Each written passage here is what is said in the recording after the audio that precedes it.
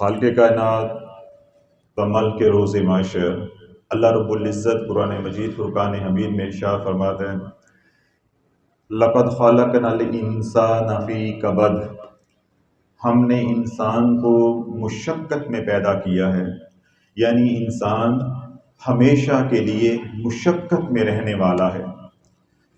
اس لیے اللہ والو انسان جب اس دنیا میں آتا ہے اس لمحے سے لے کے اپنی موت تک ہر پل ہر لمحہ حالت مشقت کے اندر ہے۔ جب انسان کی پیدائش ہوتی ہے تو پہلی بار اس کا چیخنا چلانا رونا اپنی بقا کے لیے ہوتا ہے، پھر یہ سفر موت تک جاری رہتا ہے، اور آخری بار بھی جب وہ ہچکیاں لیتا ہے، آہو بقا کرتا ہے، چیخو پکار کرتا ہے، روتا کرلاتا ہے، تو وہ بھی اپنی بقا کے لیے ہے۔ کبھی بھوک کے لیے مشقت اٹھاتا ہے، کبھی پیاس بجھانے کے لیے مشقت اٹھاتا ہے، کبھی بیماریوں سے چھٹکارا پانے کے لیے مشقت اٹھاتا ہے، اور کبھی اپنے ساتھ جڑے ہوئے رشتے نبھانے کے لیے مشقت اٹھاتا ہے، کبھی حالات سے بچنے کے لیے ناموزوں حالات سے بچنے کے لیے مشقت اٹھاتا ہے، کبھی سردی سے بچنے کے لیے مشقت، اور کبھی گرمی سے بچنے کے لیے مشقت، کبھی غربت سے بچنے کے لیے مشقت، اور کبھی ذلت سے بچنے کے لیے مشقت۔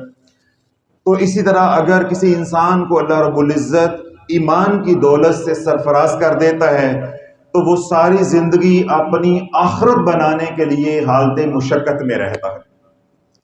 تو کوئی بھی انسان، میں ہوں، آپ ہوں، یا ہمارے بعد آنے والے ہیں، ہر انسان حالت مشقت میں ہے اور حالت مشقت میں ہی رہے گا۔ اس لیے اللہ رب العزت ارشاد فرماتا ہے ان الانسان لفی خسر، بے شک انسان خسارے میں ہے، مگر الا الذین آمنوا وعملوا الصالحات وتواصوا بالحق وتواصوا بالصبر، مگر وہ لوگ جو ایمان لے کر آئے اور نیک اعمال کرتے ہوئے زندگی گزار رہے ہیں، پھر ایمان لانے اور نیک اعمال کرنے کی وجہ سے جو ان کے اوپر حالات آئے، مصیبتیں آئیں، پریشانیاں آئیں، تکلیفیں آئیں، بلائیں آئیں، وبائیں آئیں، ان کے اوپر انہوں نے صبر کیا اور استقامت کا مظاہرہ کیا، اللہ فرماتا ہے کہ یہ کامیاب ہو گئے۔ صرف یہ لوگ کامیاب ہیں، ان کو میں کامیابی نہیں، ان کو میں فلاح عطا کروں گا۔ فلاح وہ کامیابی ہے جس کے بعد ناکامی کا ڈر نہ ہو، میں انہیں وہ عزت عطا کروں گا جس کے بعد ذلت کا ڈر نہ ہو، انہیں میں ایسی جوانی عطا کروں گا کہ پھر بڑھاپے کا ڈر نہ ہو، انہیں میں جنت میں وہ مقام عطا کروں گا کہ جس کے چھن جانے کا پھر کبھی ڈر نہیں ہوگا۔ تو یہ لوگ جو ایمان لے کر آئے، نیک اعمال کیے، پھر ان دو باتوں کی وجہ سے جو حالات آئے ان پہ استقامت کا اور صبر کا مظاہرہ کیا، پھر آپس میں بھی اس کی تلقین کرتے رہے، تبلیغ کرتے رہے، اللہ کیا فرماتا ہے کہ یہ مفلحون میں سے ہیں، یہ فلاح پانے والوں میں سے ہے۔ تو اللہ والو، یہ انسان رب کی عجیب تخلیق ہے، یہ جو رب کا شاہکار ہے یعنی انسان، میں آپ، یہ ایک عجیب تخلیق ہے اللہ کی، کہ جب یہ اعمال پہ ہوتا ہے تو بیٹھا فرش پہ ہوتا ہے، نگاہ عرش پہ ہوتی ہے۔ جب یہ اعمال والی زندگی پہ آ جاتا ہے، حضور علیہ الصلوۃ والسلام کی غلامی والی زندگی میں آ جاتا ہے، تو بیٹھا فرش پہ ہوتا ہے تو نگاہ کہاں ہوتی ہے؟ عرش پہ۔ اور جب یہ اعمال والی زندگی سے دور ہو جاتا ہے یا خدا نخواستہ ایمان سے محروم ہو جاتا ہے تو اللہ والو یہ ایسا گرتا ہے کہ شیطان بھی حیرت زدہ رہ جاتا ہے کہ بندے میں چاہتا تو تھا تو گرے، لیکن اتنا میرا گمان نہیں تھا کہ تو اتنا گر جائے گا۔ اور جب یہ پرواز کرتے ہیں، عروج کرتے ہیں، اٹھتے ہیں اعمال کی طاقت سے، اللہ کی رحمت سے، تو پھر یہ ایسا اٹھتا ہے کہ فرشتے حیرت زدہ ہوتے ہیں کہ اللہ نے کیا مقام دیے ہیں اپنے نائب کو، کیا مقام دیا ہے اپنے شاہکار کو، کیا عزت دی ہے، کیا تصرف دیا ہے، کیا اختیار دیا ہے اپنے بنائے ہوئے خلیفے کو، اپنے بنائے ہوئے انسان کو، اپنے بنائے ہوئے شاہکار کو۔ اور اس سے میں نے یہ عرض کیا کہ جب اعمال کی دولت چھنتی ہے، ایمان چھنتا ہے، نسبت کا نور چھنتا ہے، پھر گرتا ہے تو ایسا گرتا ہے کہ شیطان بھی شرما جاتا ہے۔ لقد خلقنا الانسان فی احسن تقویم ثم رددناه اسفل سافلین الا الذین آمنوا وعملوا الصالحات فلهم اجر غیر ممنون۔ جب یہ اٹھتا ہے اعمال کے زور پہ تو پوری دنیا کو مغلوب کر دیتا ہے، اور جب اعمال کی توفیق چھن جاتی ہے پھر یہ ایسا مغلوب خود ہو جاتا ہے، نفس و شیطان کا ایسا غلام بن جاتا ہے کہ پھر اس کی ٹکے کی بھی حیثیت، ایک تن کے برابر بھی حیثیت اس کائنات میں نہیں رہتی۔ میں دو مثالیں دیتا ہوں تاریخ سے، انشاءاللہ العزیز یہ نقطہ آپ حضرات کو سمجھ آ جائے گا۔ سلطان محمود غزنوی نے سومنات کا علاقہ فتح کرنے کے لیے 16 حملے کیے۔ کتنے حملے؟ 16۔ پے در پے ناکامی، پے در پے ناکامی، پے در پے ناکامی ہو رہی ہے۔ اب سلطان جو ہے وہ پریشان ہے کہ میں اتنی جنگیں جو ہے وہ لڑ چکا ہوں تو کامیابی نہیں مل رہی۔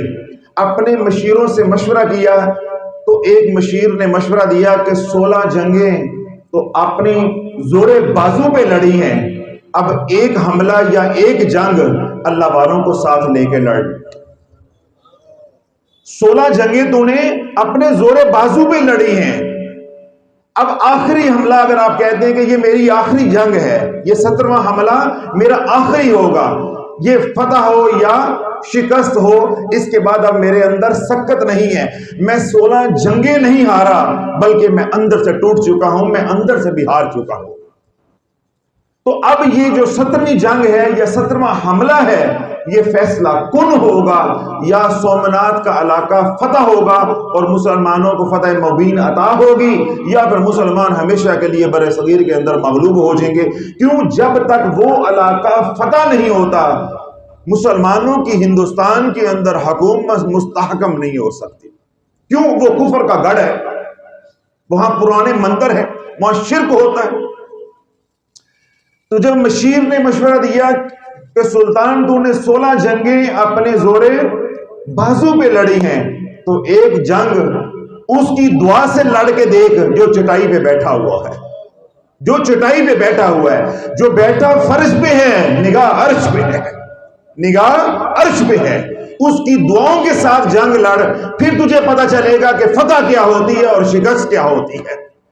اب سلطان محمود غزنوی نے زیادہ راہ باندھا اور ایک درویش، ایک کسان جس کے بدن کے اوپر کپڑے پورے نہیں ہیں، ایک لنگی باندھی ہوئی ہے اور اوپر جو قمیض ہے یعنی جو جبہ ہے اس کو پیوند لگے ہوئے ہیں، پھٹا پرانا کرتا پہنا ہوا ہے، اور کھیتوں میں ہل چلا کے القاسب حبیب اللہ قال رسول اللہ صلی اللہ علیہ وسلم، جو اپنے ہاتھ سے کماتا ہے وہ اللہ کا حبیب ہے، کھیتوں میں ہل چلا کے اپنے بچوں کے لیے روزی کما رہا ہے، لیکن ہل کھیتوں میں چلا رہا ہے، بیٹھا یا کھڑا زمین پہ ہے، لیکن یاری عرش والے کے ساتھ ہے، نگاہ عرش پہ ہے۔ اب سلطان محمود غزنوی اپنے قافلے کے ساتھ شیخ ابو الحسن خرقانی رحمت اللہ علیہ کے در اقدس پہ حاضر ہوا۔ آج ایک فقیر چٹائی پہ بیٹھا ہوا ہے، جیسے میں نے عرض کیا کہ بدن پہ کپڑے پورے نہیں ہیں، جو کپڑے بھی ہیں وہ بھی پرانے ہیں اور پیوند لگی قمیض پہنی ہوئی ہے۔ وہ درویش اپنے گھر میں، اپنے آستانے پہ، اپنے حجرے میں چٹائی پہ بیٹھا ہوا ہے، اور وقت کا بادشاہ ہاتھ باندھ کے دروازے پہ کھڑا ہے کہ اندر آنے کا اذن چاہتا ہوں، اندر آنے کی اجازت چاہتا ہوں۔ یہ تو بادشاہی کی توہین ہے کہ بادشاہ ہاتھ باندھ کے کھڑے ہو جائے۔ تو اللہ والوں، بادشاہت ان کی نہیں ہوتی جن کے پاس حکومتیں ہوتی ہیں، بادشاہت ان کے پاس ہوتی ہے جن کی اللہ اس کے رسول کے ساتھ یاری ہوتی ہے۔ اب وقت کا سلطان شیخ ابو الحسن خرقانی کے ڈیرے پہ، آپ کے حجرے پہ ہاتھ باندھ کے کھڑا ہے کہ مجھے اندر آنے کی اجازت عطا کی جائے۔ تو شیخ ابو الحسن خرقانی رحمت اللہ علیہ نے جب اندر آنے کی اجازت دی تو شیخ نے پوچھا سلطان کیسے آئے ہو؟ اب اللہ والوں توجہ رکھیے گا کہ سلطان کیسے آئے ہو؟ اب سلطان نے عرض کی کہ شیخ 16 جنگیں ہار کے آپ کے در پہ حاضر ہوا، 16 جنگیں ہار کے آپ کے در پہ حاضر ہوا ہوں، اب آخری حملہ کرنا چاہتا ہوں، آخری جنگ لڑنا چاہتا ہوں اور ہر قیمت پہ سومنات کو فتح کرنا چاہتا ہوں، پھر مسلمانوں کی حکومت ہندوستان میں بچتی ہے، وگرنہ یہ کہ ہماری حکومت نہیں رہ سکتی۔ وہ سازشوں کا گڑھ ہے، وہ کفر کا گڑھ ہے، وہ ہندوؤں کا گڑھ ہے، اس گڑھ کو ہر صورت فتح کرنا چاہتا ہوں۔ تو شیخ نے فرمایا کہ اچھا اگر تو اس گڑھ کو فتح کرنا چاہتا ہے تو اپنی قمیض اتاری، وہی قمیض جو پھٹی پرانی ہے جس پہ پیوند لگے ہیں، تو آپ نے فرمایا کہ جا حملے کی تیاری کر، جنگ کی تیاری کر، اور جب گمسان کا رنگ پڑ جائے، جب جنگ اپنے جوبن پہ ہو اور اگر تجھے شکست نظر آنے لگے تو پھر اس کرتے کا وسیلہ پیش کر کے رب سے مدد مانگنا، ایسے ہی اللہ فرشتے اتارے گا جیسے بدر میں اتارے گا۔ اللہ کی مدد و نصرت، اللہ کی غائبی مدد و نصرت ویسے ہی آ کے رہے گی جیسے بدر میں آئے گی۔ بس تیرا کام یہ ہے، اگر تیری فوجوں کے پاؤں اکھڑنے لگے تو اس کرتے کا وسیلہ رب کی بارگاہ میں پیش کر کے مدد مانگنا۔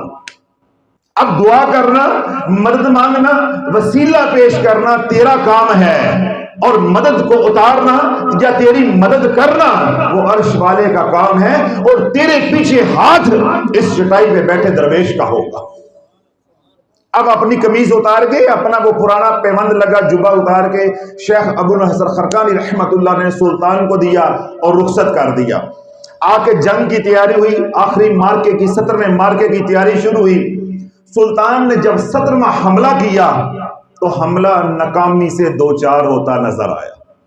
پہلی 16 جنگوں کی طرح پہلے فتح ہو رہی ہے، پھر یک لخت پاؤں اکھڑنا شروع ہو گئے۔ جب پاؤں اکھڑنا شروع ہوئے تو چٹائی پہ بیٹھے درویش کی بات یاد آئی کہ جب تو جنگ ہارنے لگے تو اس فقیر کے کرتے کا وسیلہ رب کی بارگاہ میں پیش کرنا، ویسے ہی پیش کرنا جس طرح صحابہ نے سیدنا عباس کا وسیلہ پیش کیا تھا۔ ایسے ہی میرا وسیلہ پیش کرنا جیسے صحابہ نے سیدنا عباس رضی اللہ تعالیٰ عنہ کا حضور علیہ الصلوۃ والسلام کے چچا کا وسیلہ پیش کیا تھا۔ تو سلطان نے اپنے خادم کو حکم دیا کہ وہ صندوق لے کر آؤ، وہ صندوق تبرکات والا لے کر آؤ۔ اس میں شیخ کا جبہ مبارک نکالا اور رب کی بارگاہ میں یوں ہاتھ اٹھا کے عرض کی کہ اللہ اگر یہ ولی کامل ہے، اس ہستی کی تیری بارگاہ میں کوئی مقام یا کوئی حیثیت ہے تو اس جبے کی نسبت اس شیخ کے ساتھ ہے، میں اس جبے کا وسیلہ پیش کرتا ہوں تو میری شکست کو فتح میں بدل دے، تو میری شکست کو فتح میں بدل دے۔ پھر اللہ بلو تاریخ کی کتابیں کھول کے دیکھو اور رات کو پلٹ کے دیکھو کہ اللہ رب العزت نے پل بھر کے اندر ہاری ہوئی جنگ کو شکست کو فتح میں بدل کے دکھایا۔ پھر سومنات کے علاقہ، سومنات کے مندر، کفر کا گڑھ، ہندوؤں کا گھر اللہ نے فتح کر کے دکھایا، فتح کر کے دکھایا۔ اللہ نے فتح مبینہ مسلمانوں کو عطا کی۔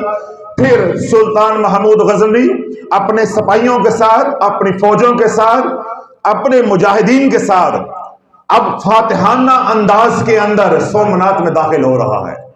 کل تک وہی کفر جو کفر کا گڑھ تھا، جو طاقت کا مرکز تھا، جو سلطان کے پاؤں نہیں لگنے دے رہا تھا، سلطان محمود غزنوی کی حکومت مستحکم نہیں ہونے دے رہا تھا، آج سلطان وہیں پہ فاتح بن کے فاتحانہ انداز کے اندر داخل ہو رہا ہے۔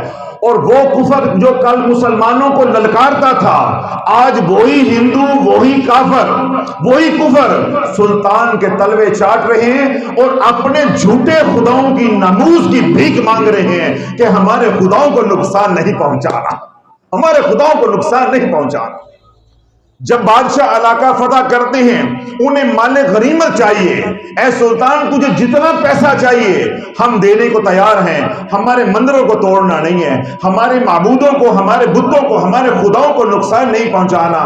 یہ بت اندر سے ہیرے جوہرات، سونے سے، اشرفیوں سے، پیسوں سے بھرے پڑے ہیں، تو جتنا مال چاہتا ہے مال لے لے، لیکن ہمارے خداؤں کو نقصان نہیں پہنچانا۔ اللہ والے پیچھے ولی کا ہاتھ ہے، اللہ کے ولی کا ہاتھ ہے، اس درویش کا ہاتھ ہے۔ پھر سلطان محمود غزنوی نے ایک تاریخی جملہ بولا کہ میں یہاں حضور کا غلام بن کر آیا ہوں، میں بت فروش نہیں، بت شکن بن کر آیا ہوں۔ اور اپنے مجاہدین کو حکم دیا کہ ان بتوں کے ساتھ وہی سلوک کرو جو کملی والے نے کعبۃ اللہ میں کیا تھا۔ جب کعبۃ اللہ کو پاک کیا تھا تو جو کملی والے نے سلوک بتوں کے ساتھ کیا تھا، آج سلطان محمود غزنوی حکم دیتا ہے اپنی فوجوں کو کہ ان بتوں کے ساتھ وہی سلوک کیا جائے جو کملی والے نے مکہ فتح کر کے کیا تھا۔ تھوڑا والو، جب سلطان محمود غزنوی کی فوجیں، آپ کے سپاہی، آپ کے مجاہدین ان بتوں کے اوپر ٹوٹ پڑے، پھر تاریخ کیا بتاتی ہے کہ اللہ رب العزت نے سلطان محمود غزنوی کو اتنا مال غنیمت دیا کہ کل ریاست کا، پورے ملک کے بیت المال میں اتنا مال نہیں تھا جتنا سومنات کے مندروں کو فتح کر کے اللہ نے مال غنیمت عطا کیا۔ اللہ نے مال غنیمت عطا کیا۔ اب یہاں اللہ پر توجہ رکھیے گا۔ اب سلطان محمود غزنوی نے 17واں حملہ کیا، اللہ نے کامیابی عطا کر دی، مال غنیمت بھی عطا کر دیا، جس سے ہندوستان کے اندر حکومت مسلمانوں کی مضبوط ہوئی، مستحکم ہوئی۔ جب علاقوں کے اندر انتشار، شورش ختم ہو گئی، سکون ہو گیا، تو سلطان محمود غزنوی نے کہا کہ میں شیخ کا شکریہ ادا کرنے کے لیے جانا چاہتا ہوں۔ پہلے بھیک مانگنے کے لیے گیا تھا، پہلے خیرات لینے کے لیے گیا تھا، پہلے دعا اور مدد کے لیے گیا تھا، اب شکریہ کے لیے جانا چاہتا ہوں۔ وہ سلطان آج کی طرح کا مرید، بے شرم مرید نہیں تھا، احسان فراموش کہ کام نکل گیا تو رب کون تو پیر کون، حضور کون، وظیفہ پڑا تو کام ہو گیا، خانقاہ کون تو نسبت کون، حضور کون تو اللہ کون، پھر وہی بے حیائی والی زندگی، وہی غفلت والی زندگی کہ کام تو نکل گیا ہے۔ لیکن سلطان اصلی بھی تھا اور خاندانی بھی تھا، اصلی بھی تھا اور نسلی بھی تھا، وہ نقلی نہیں تھا۔ تو سلطان نے اپنے خادمین کو حکم دیا کہ تیاری کی جائے، میں خراسان جانا چاہتا ہوں شیخ کا شکریہ ادا کرنے کے لیے۔ اللہ والو، جب سلطان دوبارہ شیخ ابو الحسن خاقانی رحمت اللہ علیہ کے در اقدس پہ حاضر ہوا تو خادمین خانقاہ کے اندر صفائی کر رہے تھے، جس طرح آپ حضرات دارالشفا میں صفائی کر رہے ہوتے ہیں محفل سے پہلے، تو صفائی کر رہی، جھاڑو لگا رہی ہیں اور مٹی اڑ رہی ہے، مٹی اڑ رہی ہے۔ تو جو خادمین ساتھ تھے، جو فوجی سپاہی ساتھ تھے، انہوں نے دوڑ کے خادمین کو روکا، یعنی شیخ ابو الحسن خرقانی رحمت اللہ علیہ کے خانقاہ کے خادمین کو روکا کہ سلطان آ رہا ہے، مٹی اڑ رہی ہے، جھاڑو دینا بند کر دو۔ تو سلطان نے کہا نہیں نہیں، اس مٹی کو میرے پہ پڑنے دو، اس مٹی کی نسبت ولی کامل کے ساتھ ہے، یہ کوئی عام مٹی نہیں ہے، اس مٹی کی نسبت اللہ کے ذکر کے ساتھ ہے، اس مٹی کی نسبت ذکر رسول علیہ الصلوۃ والسلام کے ساتھ ہے، اس مٹی کی نسبت اس لجپال کے ساتھ ہے جس کی دعاؤں کے صدقے اللہ نے مجھے فاتح بنایا ہے۔ آج اس کے در کی مٹی میرے پہ پڑے، کل میں دعا لینے کے لیے آیا تو مجھے کوئی تکلیف نہ ہوئی، آج ذرا سی مٹی میرے چہرے پہ پڑے تو میں مٹی ہٹا دوں۔ ہو سکتا ہے کہ یہی مٹی میری بخشش کا ذریعہ بن جائے، مٹی کو پڑنے دو۔ اب سلطان پہ مٹی پڑ رہی ہے، چہرے پہ، کپڑوں پہ، اور سلطان چہرے پہ، ہاتھ پیر پہ مل رہا ہے، یا اللہ اس مٹی کے صدقے، تو نے دعا کے صدقے مجھے فاتح بنایا ہے، ہندوستان کا حاکم بنایا ہے، فاتح بنایا ہے۔ اے اللہ میں عرض کرتا ہوں، عاجزی پیش کرتا ہوں، آج دوبارہ تیرے ولی کے در پر آیا ہوں، اس مٹی کے صدقے تو مجھے آخرت میں بھی کامیاب کر کے دکھا دے، تو مجھے آخرت میں بھی کامیاب کر کے دکھا دے۔ تو جب شیخ یعنی سلطان جو ہے سلطان محمود غزنوی ابو الحسن خرقانی رحمت اللہ علیہ کے پاس حاضر ہوا تو شیخ نے پوچھا ہاں بولو کیا بنا، پھر کیا بنا جنگ کا؟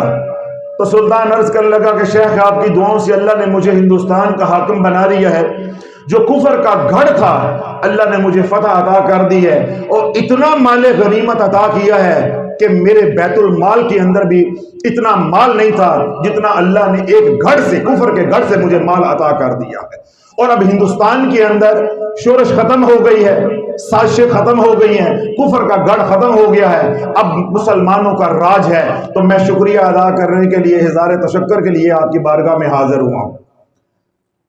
تو شیخ ابو الحسن خرقانی رحمت اللہ علیہ نے نگاہ اٹھائی، نگاہ ولی، نگاہ اٹھا کے شیخ کو دیکھا، اور اب شیخ نے فرمایا کہ سلطان جب تو جنگ ہار رہا تھا جب تو جنگ سومنات کے علاقے میں جنگ ہار رہا تھا، جب تیری فوج کے پاؤں اکھڑے تھے، تو نے میرے کرتے کا وسیلہ رب کی بارگاہ میں پیش کیا، اور تو نے صرف اتنا مانگا جتنا تیرا ظرف تھا، جتنی تیری اوقات تھی، تو نے صرف اتنا مانگا کہ یا اللہ سومنات کا علاقہ مجھے فتح کروا دے، مجھے ہندوستان کا حاکم بنا دے، مجھے میرے اللہ کی عزت و جلال کی قسم ہے، میرے کرتے کی رب کی بارگاہ میں یہ حیثیت، یہ قیمت ہے، اگر تو اللہ کو میرے کرتے کا واسطہ دے کے پوری دنیا کی حکمرانی مانگتا، اللہ پوری دنیا کا تجھے حکمران بنا دیتا۔ مجھے اللہ کی عزت و جلال کی قسم ہے، جس بدن کے اوپر یہ کرتا ہے، اس بدن نے زندگی بھر کبھی اللہ کی نافرمانی نہیں کی، اس بدن نے زندگی بھر، جس بدن کے اوپر یہ کرتا رہا ہے، یہ پھٹا پرانا یہ پیبند لگا کرتا جس بدن کے ساتھ مس کیے رہا ہے، اس بدن نے کبھی اللہ کی نافرمانی نہیں کی۔ اس کی قیمت تو یہ تھی کہ تو اللہ سے پوری دنیا کی حاکمیت مانگتا، حکمرانی مانگتا، لیکن تیرا ظرف چھوٹا تھا، تو نے ہندوستان کی حکمرانی مانگی، اللہ نے تجھے ہندوستان کی حکمرانی دے دی۔ اللہ والو، یہ زندگی کون سی ہے؟ اعمال والی، حضور علیہ السلام کی غلامی والی۔ اب تصویر کا دوسرا رخ ہے، وہی ہندوستان ہے، وہی ہندوستان ہے، بہادر شاہ ظفر وہی مغل بادشاہوں کا آخری چشم و چراغ ہے۔ تاریخ کا ظلم دیکھیں کہ وہی ہندوستان ہے، وہی خاندان ہے، اسی نسل سے چلا آ رہا ہے، مغل خاندان کا آخری چشم و چراغ ہے، لیکن حضور کی غلامی چھوڑ کے، کملی والے علیہ السلام کی غلامی چھوڑ کے، غلامی کس کی اختیار کر لی ہے؟ نفس اور شیطان کی، نفس اور شیطان کی۔ تو پھر فرہنگیوں نے کیا کیا؟ ایسٹ انڈیا کمپنی بنا کے ہندوستان پہ قبضہ کیا۔ پھر بہادر شاہ ظفر اپنے تخت پہ جلوہ افروز تھا، تو جب فرنگی داخل ہوئے دہلی کے اندر، تو اللہ والوں انہوں نے تخت پہ بہادر شاہ ظفر کو گرے بان سے پکڑ کے گھسیٹ کے نیچے اتارا، پھر اس کی لونڈیوں کو، اس کی بھانگیوں کو، اس کی بیویوں کو بہادر شاہ ظفر کے سامنے بے لباس کیا، برہنہ کر کے زمانے کو دکھایا کہ تیری یہ اوقات ہے، تیری یہ اوقات ہے۔ کیوں؟ تو نے حضور کی غلامی چھوڑ دی ہے، تو نے کملی والے کی غلامی چھوڑ دی ہے، اب یہ تیری اوقات ہے کہ تیرے گرے بان سے پکڑ کے تجھے تخت سے نیچے اتارا جائے، تیری بیویوں کے، تیری لونڈیوں کے، تیری بھانجیوں کے کپڑے تیرے سامنے اتارے جائیں، کہ تیری یہ اوقات ہے، تو گر چکا ہے۔ بہادر شاہ ظفر کو زنجیریں پہنائی گئی، بیڑیاں پہنائی گئی، جھکڑا گیا اور جیل میں ڈال دیا گیا۔ بہادر شاہ ظفر کے 12 بیٹے تھے، فرہنگیوں نے، انگریزوں نے ان کو گرفتار کیا اور ان کے سر تن سے جدا کیے، اور ادھر بہادر شاہ ظفر کو جیل میں پیغام بھیجا کہ بادشاہ آج ہم تیری خدمت کے اندر عشائیہ دینا چاہتے ہیں، تیرے اعزاز میں عشائیہ کھانا دینا چاہتے ہیں۔ بادشاہ کو جیل سے رہا کیا گیا۔ اب بہادر شاہ ظفر کھانے پر آ رہا ہے، اسے معلوم نہیں ہے کہ کھانے کی جگہ پہ میرے 12 بیٹوں کے سر پکا کے رکھے ہوئے ہیں، میرے 12 بیٹوں کے سر قلم کر کے وہ رکھے ہوئے ہیں برتنوں کے اندر ڈھانپ کے۔ تو جب انگریز نے کہا کہ جی سلطان لیں، جو چیز آپ کو پسند ہے آپ کھائیں، تو اللہ والو تاریخ کا ظلم دیکھو، تاریخ کا جبر دیکھو۔ پھر جو ہی بہادر شاہ ظفر نے کھانے والے برتن کا ڈھکن اٹھایا تو بڑے بیٹے کا سر نظر آیا، بڑے بیٹے کا سر نظر آیا۔ 12 برتنوں کے ڈھکن اٹھائے تو 12 بیٹوں کے سر نظر آئے۔ یہ کیا ہے؟ جب حضور کی غلامی چھوڑ دی تو اللہ نے تنکے سے بھی ہلکا کر دیا، تنکے سے بھی ہلکا کر دیا۔ تو جب اعمال والی زندگی ہوگی تو کیا ہوگا؟ جو میں نے پہلے کہا کہ انسان بیٹھا فرش پہ ہوگا، نگاہ عرش پہ ہوگی، نگاہ عرش پہ ہوگی۔ پھر تو جدھر نگاہ کرے گا وہی تیرا ہوگا، جدھر تو ہاتھ اٹھا دے گا وہی تیرا ہوگا، جس پہ ہاتھ رکھ دے گا وہ بھی تیرا ہوگا، جس کو اللہ سے مانگ لے گا وہ بھی تیرا ہوگا۔ پھر اشارے تیرے ہوں گے، حکم اللہ کا چلے گا، اشارے تیرے ہوں گے، حکم اللہ کا چلے گا۔ اللہ بولو، یہی بات بابا فرید رحمت اللہ نے فرمائی۔ آپ نے فرمایا کہ میں نے 40 سال وہ کیا جو اللہ نے چاہا، اب اللہ وہ کرتا ہے جو فرید چاہتا ہے۔ میں نے 40 سال وہ کیا ہے جو اللہ نے چاہا، اب اللہ وہ کرتا ہے جو فرید چاہتا ہے۔ کیوں میں نے 40 سال اللہ کی نافرمانی نہیں کی، میں نے نفس اور شیطان کو کچل کے رکھ دیا ہے۔ اور شیطان کیا کہنے پہ مجبور ہو گئے؟ الا عبادک منہم المخلصین، اے اللہ جو تیرے مخلص بندے ہیں ان پہ میرا بس نہیں چلتا، ان پہ میرا بس نہیں چلتا۔ سلطان محمود غزنوی، اور آخری بات میں نے کیا کہی؟ بہادر شاہ ظفر۔ تصویر کے دونوں رخ آپ کو نظر آئے؟ یہ مردوں کا حال ہے۔ اگر مرد حضرات نے اعمال والی زندگی کو اپنایا، حضور علیہ الصلوۃ والسلام کی غلامی والی زندگی کو اپنایا، تو اللہ نے کیا عروج دیا وہ آپ حضرات کے بھی میں نے سامنے رکھ دیا۔ اور اگر حضور علیہ الصلوۃ والسلام کی غلامی والی زندگی کو ٹھکرایا تو اللہ نے کیا مقام ذلت دیا وہ بھی میں نے آپ حضرات کے سامنے رکھ دیا۔ اب مستورات کے لیے، خواتین کے لیے، رابعہ بصری رحمت اللہ علیہ اپنے حجرے کے اندر تہجد کی نماز پڑھ کے تھوڑی دیر کے لیے لیٹ گئیں کہ میں کمر سیدھی کر لوں۔ تہجد کی نماز پڑھ کے لیٹ گئیں کہ ابھی فجر کی نماز کے اندر کچھ وقت ہے، میں کمر سیدھی کر لوں۔ چور آیا، اب حجرے کے اندر چرانے کے لیے کچھ نہیں ہے، محض وہ چادر ہے بی بی کی جو وہ اوڑھ کے رب کے سامنے پیش ہوتی ہے، رب کی بارگاہ میں پیش ہوتی ہے، ایک محض چادر ہے اور چرانے کے لیے کچھ نہیں ہے۔ اور بی بی کیا ہے؟ رابعہ بصری رحمۃ اللہ علیہ کیا ہے؟ سو رہی ہے، کمر سیدھی کرنے کے لیے تھوڑی دیر آرام کے لیے لیٹی ہوئی ہے، سوئی ہوئی ہے۔ اب چور آیا، جب چور کو چرانے کے لیے کچھ نہیں ملا، اس نے کہا میں جا تو رہا ہوں، چلو بی بی کی چادر ہی لیتا جاؤں، کچھ نہ کچھ تو لے کے جاؤں۔ جب بی بی کی چادر اٹھا کے دروازے کے پاس آیا تو میرے رب نے آنکھوں کی روشنی کو چھین لیا، میرے رب نے بینائی کو، آنکھوں کی روشنی کو چھین لیا، اور غائب سے آواز آئی کہ اے بندے اس در پہ تو میرے اذن کے بغیر کوئی چڑیا پر نہیں مار سکتی، تو بی بی کی چادر چوری کر کے جا رہا ہے۔ کیا ہوا؟ اگر ایک دوست سو گیا ہے تو دوسرا دوست تو جاگ رہا ہے۔ لا تأخذہ سینۃ ولا نوم، جس کو اونگ نہیں آتی، جس کو نیند نہیں آتی، وہ اپنی یاری نبھا رہا ہے اور نبھا کر دکھائے گا۔ یہ یاری کیا ہوئی کہ ایک دوست جو ہے وہ سو گیا ہے اور دوست کی چوری ہو جائے تو دوسرا دوست دیکھتا رہے؟ یہ کیسے ممکن ہے؟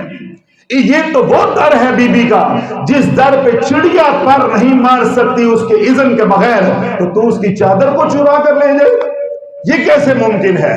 اگر ایک دوست سو گیا ہے تو دوسرا دوست تو جاگ رہا ہے۔ تو اللہ والو یہ مقام کس پہ ملا ہے؟ اعمال والی زندگی کے اوپر، اعمال والی زندگی کے اوپر۔ اب اسی تصویر کا دوسرا رخ ہے، اسی تصویر کا دوسرا رخ ہے۔ کراچی کلفٹن ہوا کی بیٹی کھڑی ہے، ہوا کی بیٹی کھڑی ہے، اینکر اس سے پوچھتی ہے کہ تم یہاں کیوں کھڑی ہو؟ وہ کہتی ہے میں اپنے جسم کو بیچنے کے لیے، جسم فروشی کے لیے، دھندے کے لیے کھڑی ہوں۔ اینکر پوچھتی ہے کہ تم دن میں کتنا کما لیتی ہو؟ کہتی ہے 10 سے 15 ہزار کما لیتی ہوں۔ کتنے گاہک آتے ہیں؟ کہتی ہے 15 سے 20 گاہک روزانہ میرے سے منہ کالا کرنے کے لیے آتے ہیں۔ رابعہ بصری رحمت اللہ علیہ وہ بھی ہوا کی بیٹی ہے۔ یہ کلفٹن کراچی شہر کلفٹن کے اوپر جو بچی کھڑی ہے، جو اپنا جسم بیچ رہی ہے اور روزانہ 18-20 مردوں سے منہ کالا کر رہی ہے، ان کو گمراہی اور کفر کے رستے پہ ڈال رہی ہے، وہ بھی ہوا کی بیٹی ہے، وہ بھی ہوا کی بیٹی ہے۔ اس کی ماں بھی وہی ہے جو رابعہ بصری کی ماں ہے۔ تو اللہ والو فرق کیا ہے کہ اعمال والی زندگی نہیں ہے، اعمال والی زندگی نہیں ہے۔ رابعہ بصری نے بھی وہی کلمہ پڑھا ہے، یہ جو طائف دھندا کر رہی ہے اس نے بھی وہی کلمہ پڑھا ہے، یہ بھی اللہ رسول پہ ایمان لے کر آئی ہے، رابعہ بصری بھی اللہ اس کے رسول پہ ایمان لے کر آئی ہے۔ فرق کیا ہے کہ اس کو اعمال والی زندگی نصیب ہو گئی، اس کو جب اعمال والی زندگی نصیب نہیں ہوئی اللہ نے ذلتوں کے دروازے کھول دیے، اور رابعہ بصری کے لیے اللہ نے عزتوں کے دروازے کھول دیے۔ ایک طرف عزتوں کا فیصلہ ہے اور ایک طرف ذلتوں کا فیصلہ ہے۔ تو اللہ والا جو اللہ نے عزتوں کا فیصلہ ہے یا عزتوں کا مقام ہے وہ کس کے ساتھ جوڑا ہے؟ اعمال کے ساتھ۔ کس کے ساتھ جوڑا ہے؟ اعمال کے ساتھ. جب تک اعمال ہیں، نیک اعمال کی توفیق ہے، اللہ عزت دیتا جائے گا، عزت دیتا جائے گا، عزت دیتا جائے گا. اور خدا نخواستہ اللہ کسی عمل کی وجہ سے، کسی فعل کی وجہ سے روٹ جاتا ہے، اللہ اعمال کی توفیق چھین لیتا ہے، بس پھر اللہ ذلت کے راستے کھول دے گا، ذلت کے دروازے کھول دے گا. اللہ ذلیل کرتا جائے گا، ذلیل کرتا جائے گا، ذلیل کرتا جائے گا. میں آپ کو اپنی خانقاہ کی ایک بات سناتا ہوں، نام لیے بغیر. اگر آپ پہنچ سکتے ہیں تو پہنچ جائیے گا. موصوف کو اللہ گھیر کے لے کر آیا. سب کو اللہ گھیر کے لے کے آتا نا، اپنی خوشی سے تو کوئی بھی نہیں آتا. کوئی کاکا لینے کے لیے آتا ہے، کوئی دعا لینے کے لیے آتا ہے، کوئی بیماری کی شفا لینے کے لیے آتا ہے. اللہ کے لیے تو کوئی نہیں آتا، تو اللہ گھیر کے لے کے آتا ہے. جب اللہ گھیر کے لے کر آیا تو اللہ نے میرے شیخ رحمت اللہ علیہ کی نسبت کے صدقے، اس نور نسبت کے صدقے قبول کر لیا، اعمال کی توفیق دے دی. رکشہ چلاتے ہیں موصوف، اعمال کی توفیق دے دی.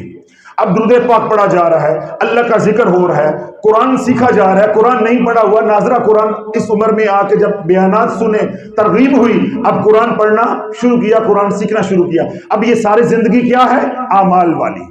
یعنی غفلت والی زندگی ختم ہوتی جا رہی ہے، اب اعمال والی زندگی آ رہی ہے، اعمال والی زندگی آ رہی ہے. اس اعمال والی زندگی نے پھر کیا مقام دیا کہ سواری اٹھاتا ہے، اس کو دوسرے مقام پہ پہنچاتا ہے. جب سواری وہاں سے نکلتی ہے، رکشے سے اترتی ہے، تو 5 لاکھ روپیہ رکشے میں بھول جاتی ہے. کتنے پیسہ؟ 5 لاکھ روپیہ. یعنی 10-12 سال پہلے 5 لاکھ 50 لاکھ کے برابر ہے آج. یعنی آپ یوں کہہ لیں کہ آج کے دور کا 50 لاکھ روپیہ رکشے میں وہ سواری، وہ پرس، وہ بیگ بھول جاتی. 2 مستورات، 2 خواتین. جب رکشہ لے کے گھر پہنچتے ہیں تو اپنے رکشے کی سیٹ پہ پرس دیکھتے ہیں اور حیران ہوتا ہے کہ یہ کس کا ہے. فوراً ذہن میں آتا ہے کہ جو میں ابھی خواتین کو اتارا، آخری سواری ظاہر ہے انہی کا ہوگا. ساری رات نیند نہیں آتی. کیوں؟ اعمال کی وجہ سے کملی والے کی توجہ آ رہی ہے. ساری رات نیند نہیں آئی کہ کب دن ہو تو یہ میں امانت ان کو لوٹا کر آؤں، میں امانت ان کو لوٹا. ساری رات نیند نہیں آئی. ورنہ غریب آدمی رکشے والا ہے، اس کا 5 لاکھ روپیہ اس کو مل جائے، اس کی تو لاٹری نکل آئی، تو ساری رات نیند نہیں آئی. تو صبح جب آنکھ کھلی ہے تو بچوں کی روزی کمانے کے لیے رکشہ آج نہیں نکالا، بلکہ ان عورتوں کو، ان خواتین کو ڈھونڈنے کے لیے نکالا ہے کہ جن کا وہ پیسہ ہے. اب پیسہ بھی لوٹا رہا ہے، اپنا وقت بھی لگا رہا ہے اور پیٹرول بھی لگا رہا ہے. اپنے بچوں کی روزی کمانے کی فکر نہیں ہے، بلکہ امانت کو لوٹانے کی فکر ہے. کیوں؟ میں نے مرنا ہے، میں نے کملی والے کو بھی جواب دینا ہے، اس کے رب کو بھی جواب دینا ہے. اگر پل صراط پہ مجھے کملی والے نے روک لیا تو میں کیا جواب دوں گا؟ اب اعمال کی برکت سے ندامت ہے، شرمندگی ہے. اب وہ ڈھونڈ رہا ہے. ڈھونڈتے ڈھونڈتے اللہ نے دل میں ڈالا کہ جہاں سے سواریاں اٹھائی تھی وہاں سے پوچھو. جہاں سواریاں اتاری تھی، ہو سکتا ہے وہ کسی رشتہ دار کی طرف گئی ہوں، ہر کہیں تو گئی ہے نا، تو وہاں سے کوئی اتا پتہ مل جائے. جہاں سواریاں اتاری تھی کچھ معلوم نہیں ہوا، بازار والوں نے کچھ بتایا نہیں ہے. پھر جہاں سے سواریاں اٹھائی تھی، پھر وہاں جا کے سارا دن گھومتا رہا، لوگوں کو بتاتا رہا کہ اس طرح کا عبایا پہنا ہوا تھا، اس طرح کا لباس تھا، اس طرح کا قد تھا، اس وقت میرے ساتھ نکلی ہیں، یہاں سے بیٹھی ہیں، شاہ رکن علم جا کے اتری ہیں، فلاں جگہ پہ اتری ہیں.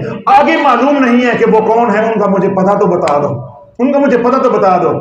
اب اللہ کا مدد کا نظام چل رہا ہے. آج 2-4-5 گھنٹے کی محنت کے بعد وہ عورتوں کے پاس، وہ جو مالکان ہیں ان کے پاس پہنچ جاتا ہے اور جا کر کہتا ہے کہ کل میں نے آپ کو اٹھایا، اس جگہ سے اٹھایا، اس جگہ پہ اتارا، اور آپ اپنا یہ پرس بھول گئے، یہ اپنا پرس وصول کر لیں.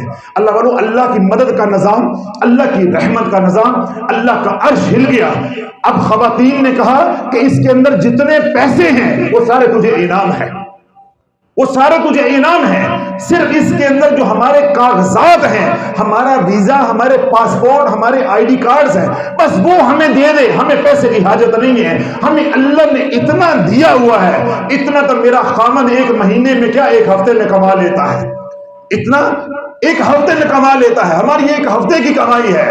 اور جب باہر سے پیسہ آتا ہے، میرا خامن تو 1 دن میں اتنا کما لیتا ہے. ہمیں پیسے کی حاجت نہیں ہے، ہمیں اس کے اندر جو ویزا ہے، پاسپورٹ ہے وہ دے دے، آئی ڈی کارڈ کی کاپی، یہ جو ڈاکومنٹس ہیں وہ دے دے. اس نے کہا نہیں، میں نے دارالشفا جا کے یہ نہیں سیکھا، میں نے کملی والے سے یہ نہیں سیکھا، میں یہاں امانت لٹانے کے لیے آیا ہوں، تجارت کرنے کے لیے نہیں آیا ہوں، میں یہاں امانت لٹانے کے لیے آیا ہوں۔ اس برس کے اندر کیا ہے مجھے معلوم نہیں ہے، نہ میں اس کا معاوضہ لینے کے لیے آیا ہوں۔ اگر میں نے یہ 5 لاکھ ہی لینا تھا تو میں دینے کیوں آیا ہوں؟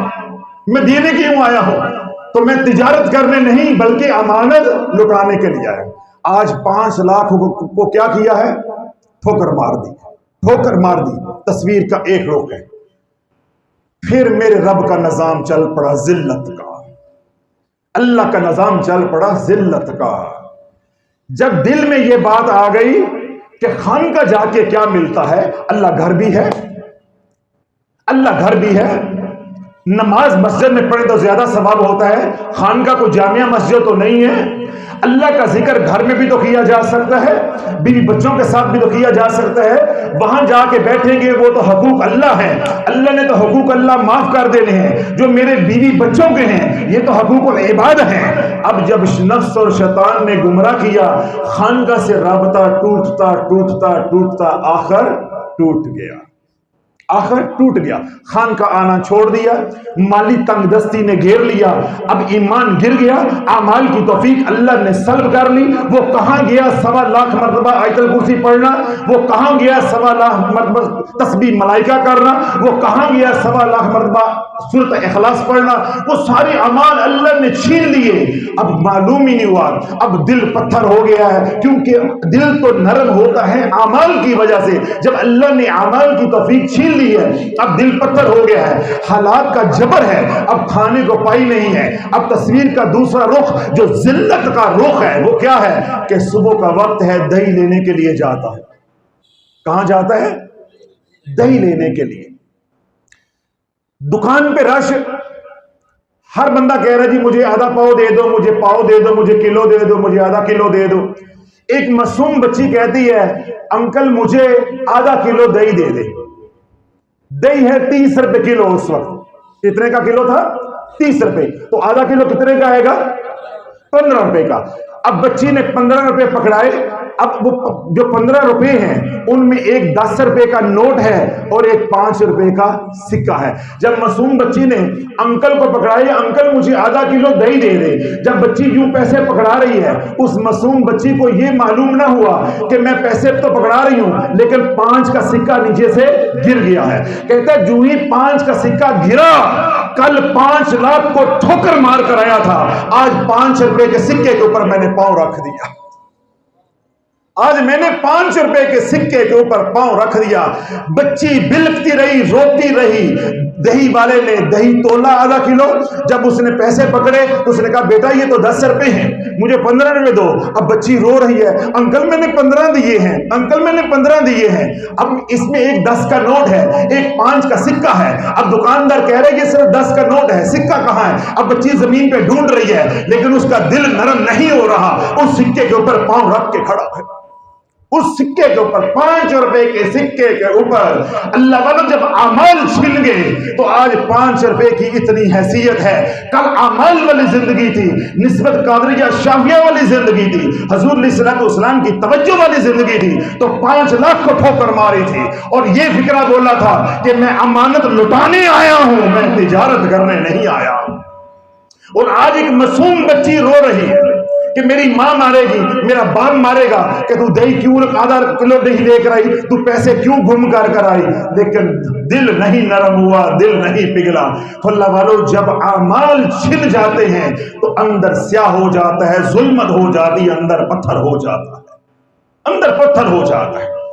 اب حضرات میڈیا پہ دیکھتے ہیں یہی داڑھی جبہ ہے، یہی دستار ہے، یہی ہاتھ میں عصا ہے، یہی قرآن و حدیث ہے، ایک مولوی ممبر رسول پہ بیٹھ کے واعظ و نصیحت کر رہا ہے، 4 دن بعد اسی مسجد میں ایک بچے کے ساتھ منہ کالا کر رہا ہوتا ہے، اسی بچے کے ساتھ مسجد کے اندر منہ کالا کر رہا ہوتا ہے۔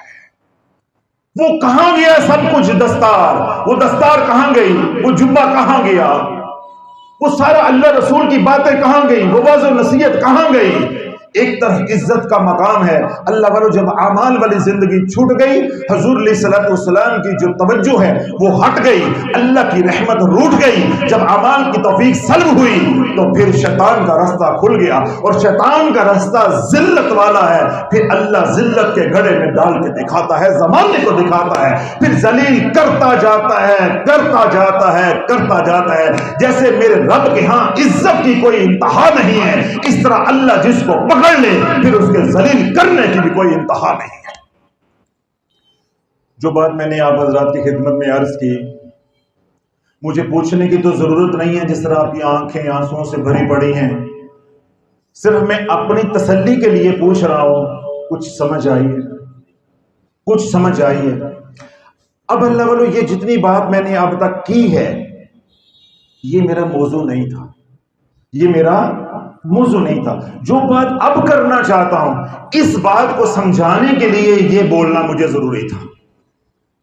اصل بات میں آپ کو جو کہنا چاہتا ہوں، جو آج کا جو موضوع ہے یا گزارشات کرنا چاہتا ہوں، جو یہ پرچی میرے پاس آئی ہوئی ہے اس میں جو سوالات لکھے ہوئے ہیں، گزارشات لکھی ہوئی ہیں، اصل موضوع یہ والا ہے. لیکن ان باتوں کو سمجھانے کے لیے یہ 25-20-30 منٹ مجھے بولنا پڑا تاکہ آپ کو معلوم ہو کہ اعمال والی زندگی کا کیا مقام ہے اور اعمال سے محروم ہونے کے بعد ذلت والی زندگی کا مقام ذلت کیا ہے. اب اللہ نے جو بات سمجھنی ہے یا جو بات اب میں کرنا چاہتا ہوں وہ میرے گھر گھر کی بات ہے، وہ ہمارے گھر گھر کی بات ہے. تو اب ہم نے جو رونا ہے وہ اپنے گھروں کا رونا ہے کہ آج پوری امت بالعموم اور بالخصوص پاکستانی معاشرہ 3 مسائل کے اندر گھرا ہوا ہے. کتنے مسائل کے اندر؟ 3. یہ 3 مسائل ایسے ہیں جو بہت بڑے مسائل ہیں، باقی چھوٹے چھوٹے مسائل ہیں. جب اگر یہ 3 مسئلے حل ہو جائیں تو باقی مسئلے پھر ویسے ہی حل ہو جاتے ہیں. اصل مسائل کتنے ہیں؟ 3. اصل مسائل کتنے ہیں؟ 3. اللہ والو سب سے بڑا اور پہلا مسئلہ ہے پاکستانی معاشرے کے اندر یا ہندوستان کے اندر رزق کی تنگی کا. کون سا مسئلہ ہے؟ رزق کی تنگی کا. دوسرا مسئلہ ہے اولاد کی نافرمانی کا. کس کا مسئلہ ہے؟ اولاد کی نافرمانی کا. اور تیسرا اور آخری مسئلہ ہے گھر گھر میں جادو، فرد فرد پہ جادو، گھر گھر میں جادو، فرد فرد پہ جادو. یہ 3 مسئلے ایسے ہیں کہ جنہوں نے ہمارے سارے معاشرے کو تلپٹ کر دیا ہے. ہر بندہ پریشان ہے، کوئی رزق کی وجہ سے پریشان ہے، کوئی اولاد کی نافرمانی کی وجہ سے پریشان ہے. اب اولاد کی نافرمانی کے ساتھ یا اولاد کے ساتھ آگے کئی مسائل جڑے ہیں جن کا انشاءاللہ ذکر آئے گا. اس طرح جادو ہے تو جادو کے ساتھ آگے کئی مسائل جڑے ہیں جن کا انشاءاللہ ذکر آئے گا. تو ہمارے جو 3 مسئلے ہیں بڑے وہ کیا ہیں؟ رزق، اولاد اور جادو.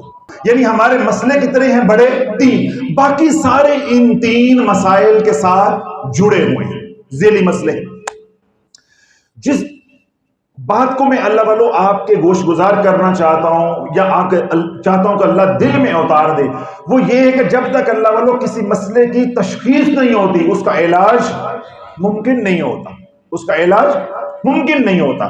ہمارا مسئلہ آج مسلمان کا یہ بنا ہوا ہے کہ تشخیص نہیں کرنی. اگر تشخیص ہو جاتی ہے تو پھر علاج نہیں کرنا، اور جو علاج کرنا ہے وہ تشخیص کے مطابق نہیں ہوتا. وہ ایک اللہ والے تھے، وہ بازار سے گزرے، گلی سے گزرے. اس زمانے میں یہ روشنی کا نظام یا بجلی کا نظام تو تھا نہیں، تو جب سورج غروب ہوتا تھا اندھیرا ہو جاتا تھا. وہ ایک صاحب کو دیکھا تو وہ اپنے گھر کے باہر اپنے گھر کی دہلیز کے پاس کچھ ڈھونڈ رہے ہیں.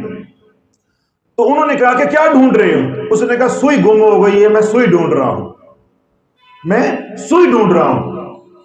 اب انہوں نے کہا کہ چلو میں بھی اس کی مدد کرتا ہوں. اب وہ اللہ والا بھی سوئی ڈھونڈ رہا ہے اور جو صاحب خانہ ہے جس کی سوئی گم ہوئی ہے وہ بھی ڈھونڈ رہے.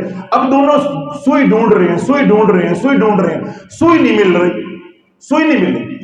تھوڑی دیر کے بعد ان اللہ والوں نے پوچھا تو بندے خدا کے سوئی گم کہاں ہوئی تھی؟ انہوں نے کہا سوئی تو اندر گم ہوئی تھی. سوئی کہاں گم ہوئی تھی؟ گھر کے اندر. تو وہ جلال میں آئے، انہوں غصے میں آئے، انہوں نے کہا بھائی وہاں کیوں نہیں ڈھونڈتا؟ جہاں گم ہوئی ہے وہ کہنے لگا وہاں اندھیرا ہے، میں نے کہا چلو روشنی میں ڈھونڈ لیتے ہیں۔ گھر میں اندھیرا ہے تو میں نے کیا کہا کہ روشنی میں ڈھونڈیں۔ تو اللہ والو ہم خدا کو وہاں ڈھونڈتے ہیں جہاں خدا ملتا نہیں ہے، خدا کو ان اعمال کے ذریعے پانے کی کوشش کرتے ہیں جن اعمال سے خدا ملتا نہیں ہے۔ ہم حضور کی غلامی ان اعمال کے ذریعے چاہتے ہیں جن اعمال کے ذریعے حضور کی غلامی نہیں، شیطان کی غلامی ملتی ہے۔ ہمارا رستہ صحیح نہیں ہے تو اللہ والو جب تشخیص صحیح ہو جائے گی تو پھر ہمارا امید اللہ کی رحمت سے کہ ہمارا رستہ بھی صحیح ہو جائے گا۔ اب توجہ رکھیے گا میں کیا کہنا چاہ رہا ہوں آپ کو۔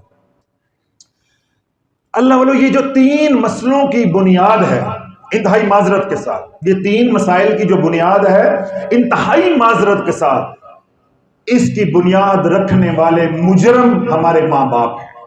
میں نے پہلے کہا ہے انتہائی معذرت کے ساتھ ان 3 مسائل کی بنیاد رکھنے والے، ہمارے نصیبوں میں روڑے ڈالنے والے، ہمارے نصیبوں میں بدبختیاں لکھوانے والے ہمارے محترم والدین کریمین ہیں، انتہائی معذرت کے ساتھ۔ اب آپ اپنے والدین کی طرف پہنچیں گے کہ میرے والدین جیسا تو زمانے میں کوئی والدین ہی نہیں، ضروری بات ہے، اچھی بات ہے، یہی گمان ہونا چاہیے۔ اب وہ جو فقیر بولے گا پھر وہ سنو، پھر آپ کو معلوم ہوگا کہ تیرا مجرم کون ہے، تجھے ان حالات تک پہنچانے والا کون ہے، تیرے نصیبوں میں روڑے ڈالنے والا کون ہے۔ اللہ بولو یہ 3 مسائل کی بنیاد رکھنے والے ہمارے ماں باپ ہیں۔ یہ ماں باپ ہمارے نصیبوں میں روڑے اس وقت ڈالتے ہیں یا ہماری بدبختی کی بنیاد اس وقت رکھتے ہیں جب ان کا نکاح ہوتا ہے۔ ابھی ہم نہیں آئے، ابھی ہم نہیں آئے، ابھی ان کا نکاح ہوا ہے۔ نکاح کیا ہے؟ سنت ہے۔ ایک سنت کو پورا کرنے کے لیے ہزاروں سنتوں کو قربان کیا ہے۔ ایک نکاح کی سنت پورے کرنے کے لیے آج میاں بیوی جو کل کے ماں باپ بننے جا رہے ہیں مکملی والے کی سینکڑوں سنتوں کو قربان کرتے ہیں۔ ایک سنت، اور لیبل کس کا ہے؟ شریعت کا، کہ ہماری شریعت کے اندر نکاح ہے، وگرنہ کیا ہوگا؟ زنا ہوگا، ورنہ حرام ہوگا۔ پھر وہ ایک سنت کے لیے اپنی ساری خوشیاں پوری کرنے کے لیے جو رسم و رواج نبھائے جاتے ہیں اس سے کملی والے کو سکھ دیا جاتا ہے یا دکھ دیا جاتا ہے۔ ہمارے سفر کی بنیاد، ہماری زندگی کی بنیاد جو ہمارے ماں باپ رکھ رہے ہیں وہ بنیاد ہی غلط رکھی گئی۔ اللہ والو جس دیوار کی پہلی اینٹ ہی غلط ہوگی یا جس گھر کی پہلی اینٹ ہی غلط ہوگی، ٹیڑھی ہوگی، تو کیا وہ سرے چڑھے گا؟ وہ سرے چڑھے گا۔ اب میں اس کی مزید تفصیل میں نہیں جانا چاہتا، آگے آئے۔ نکاح ہو گیا، اللہ کو ناراض کر لیا، اللہ کے محبوب علیہ السلام کو ناراض کر لیا، اور نام کیا رکھ دیا کہ ہم نے شریعت کا کام کیا، ہم نے نکاح کیا ہے۔ اب موج مستی ہو رہی ہے، ہنی مون ہو رہا ہے، اور عورت کو کیا ہو گیا؟ امید کے ساتھ، امید کے ساتھ اب یہ نظام چل رہا ہے۔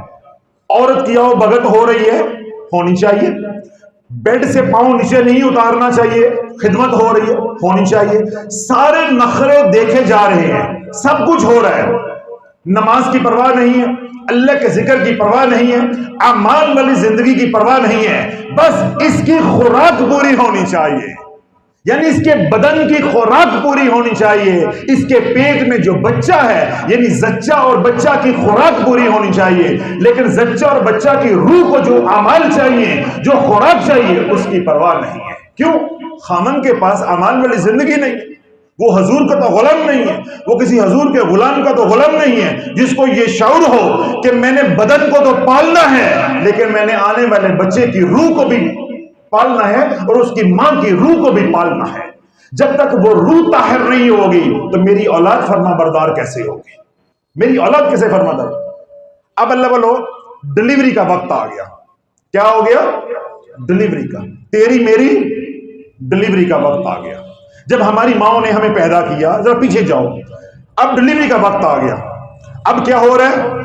اچھے سے اچھے ڈاکٹر کے پاس، اچھی سے اچھی دائی کے پاس، LHB کے پاس، اچھے سے اچھے ہاسپٹل میں ڈلیوری کا کیس کروانا ہے، آج پیگننسی کا ٹیسٹ پازیٹیو آیا ہے، اچھی سی اچھی گائنیکولوجسٹ اپنے شہر اپنے علاقے کے ساتھ اٹیچ ہونا ہے، ریگولرلی ہر مہینے چیک کروانا ہے، ہزاروں کی دوائیاں آ رہی ہیں، ملٹی وٹامن کھلائے جا رہے ہیں، فروٹس کھلائے جا رہے ہیں، آہو بھگت ہو رہی ہے، بہت اچھی بات ہے، ہونی چاہیے، بہت اچھی بات ہے، ہونی چاہیے، لیکن کیا ہے اس سارے کام کے لیے پیسہ ہے۔ اب ڈلیوری ہو گئی ہے تو میری بیوی کو زچہ بچہ کو تکلیف نہ ہو، جتنا پیسہ ڈاکٹر مانگ رہے ہیں وہ دیا جا رہا ہے۔ اب پہلی اولاد ہو گئی ہے، آج بیٹا ہو گیا ہے یا بیٹی ہو گئی ہے، اب پیسہ وصول کیا جا رہا ہے، رشتہ داروں سے وصولیاں کی جا رہی ہیں، نیوندرا لیا جا رہا ہے، مبارکیں لی جا رہی ہیں، ہزاروں لاکھوں روپیہ اکٹھا کیا جا رہا ہے۔ اب یہ سب کچھ کرتے کرتے مسلمان تیری زندگی کا 7واں دن آ گیا اور اللہ اس کے رسول کا حکم آ گیا، حکم کا وقت بھی آ گیا۔ کیوں؟ آج تیرا نام رکھنا ہے اور تیرا عقیقہ کرنا ہے، آج تیرے ماں باپ نے تیرے نصیبوں میں روڑے ڈالنے ہیں، آج تیری بدبختی کا پہلا دن شروع ہونا ہے جب تیرا نام بھی کافروں والا رکھا جائے گا اور یہ کہہ کے عقیقے کو مؤخر کر دیا جائے گا ہمارے پاس عقیقہ کرنے کے پیسے نہیں ہیں، ہمارے پاس عقیقہ کرنے کے پیسے نہیں ہیں۔ اللہ والو آج آپ کا کوئی غریب رشتہ دار بھی ہے، غریب رشتہ دار بھی ہے، اس کے گھر میں، آپ کے بھائی کے گھر میں، بہن کے گھر میں، چچا تایا کے بیٹوں کے گھر میں، بیٹیوں کے گھر میں کوئی بچہ ہوتا ہے، آپ 5,000 کے بغیر جا نہیں سکتے۔ اب 200-400 500 والا تو زمانہ گیا تو 5,000 کے بغیر جا نہیں سکتے۔ اگر آج بکرا ہزاروں کا ہے تو وصولیاں بھی ہزاروں میں تھی، جب ہم تھے اس وقت وصولیاں بھی سینکڑوں میں تھی، بکرا بھی سینکڑوں میں تھا۔ کہ جی مہنگائی ہو گئی ہے، مہنگائی ہو گئی ہے، بھائی جب تو پیدا ہوئی تھی تب بکرا بھی سینکڑوں میں تھا تو وصولیاں بھی سینکڑوں میں تھی، اور آج ہزاروں روپیہ مبارکوں کے نام پہ لیا جا رہا ہے۔ لیکن جب 7واں دن آیا، اللہ کے نبی علیہ السلام نے ارشاد فرمایا تم اپنی اولاد کو 2 چیزیں دو۔ کتنی چیزیں؟ 2، ایک اچھا نام اور ایک اچھی تربیت، ایک اچھا نام اور ایک اچھی تربیت۔ اللہ والو آج جب نام رکھنے لگتے ہیں، میں یہ سب کی بات نہیں کر رہا، میں اپنے مشاہدے تجربے کی بات کر رہا ہوں، یہ کہ میں کوئی شریعت کا مسئلہ بیان نہیں کر رہا۔ جو معاشرے کے اندر ہو رہا ہے اس کی تشخیص کرنے کی، وہ آئینہ آپ کو دکھانے کی کوشش کر رہا ہوں کہ ہماری تباہی کہاں سے شروع ہوتی ہے۔ آج نام رکھنے کا وقت آیا تو اندر سے آواز آئی سلمان خان نام ہونا چاہیے، عامر خان نام ہونا چاہیے، شاہ رخ خان نام ہونا چاہیے، کوئی صحابی رسول یاد نہیں آیا۔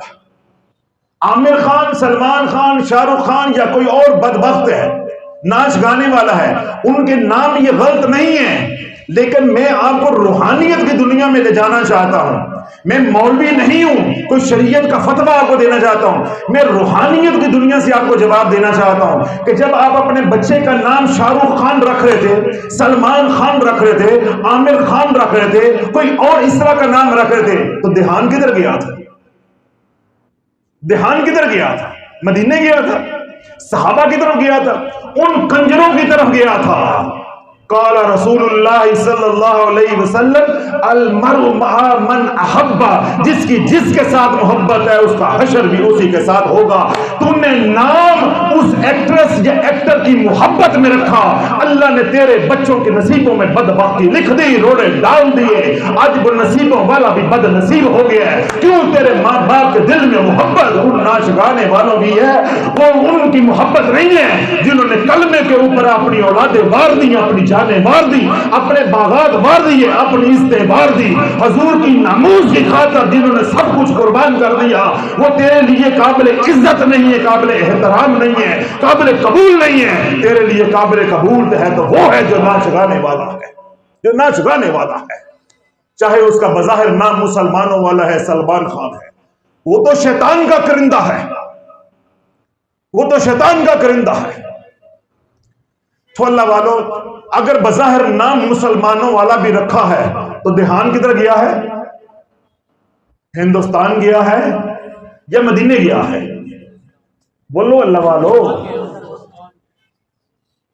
آنکھوں سے نہ روئیں، اپنے دل کو کہیں کہ یا اللہ میرا دل روئے کہ میرے ماں باپ نے میرے اوپر کیا ظلم کر دیا، میرے اوپر کیا ظلم کر دیا۔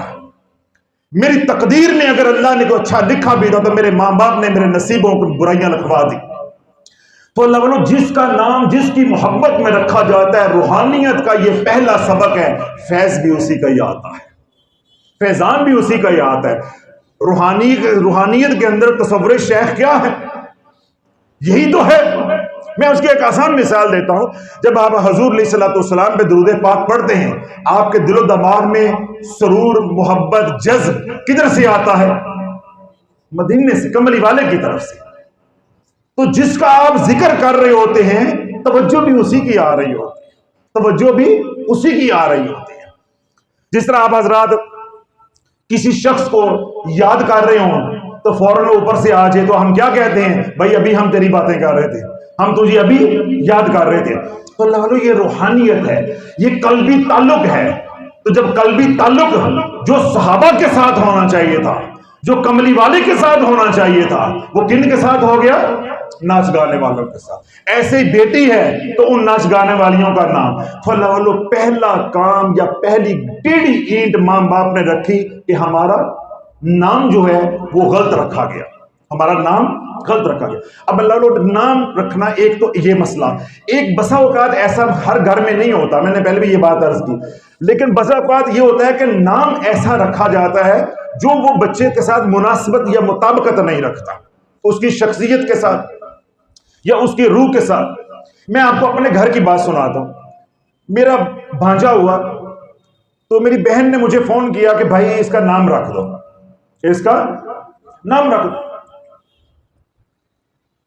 اب میں نے تھوڑی دیر معاملات کو دیکھا تو میں نے میسج کیا یا غالباً فون کیا تو میں نے کہا بیٹے اس کا نام محمد ابو بکر رکھ دو. تو جو رکھیے گا، کیا نام رکھ دو؟ محمد ابو بکر رکھ دو. اللہ اپنے محبوب کے ابو بکر کے صدقے اسے بھی صدیق بنا دے گا. ظاہر میں بھی اللہ صداقت عطا فرمائے گا اور باطن میں بھی اللہ جو ہے اس کو صداقت عطا فرمائے گا. آپ اس کا نام محمد ابو بکر. جس طرح پھر ہمارے معاشرے کے اندر ایک نظام ہے، وہ نام کدھر سے گیا؟ میکے کی طرف سے، میری طرف سے.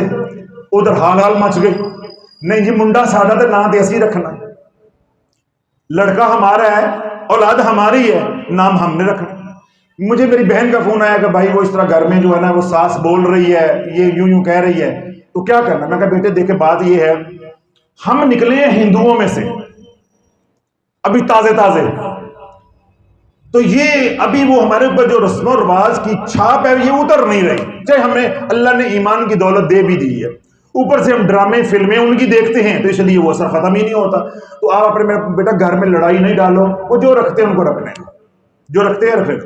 وہ میرے بہنوئی انہوں نے عقل مندی کا مظاہرہ کیا.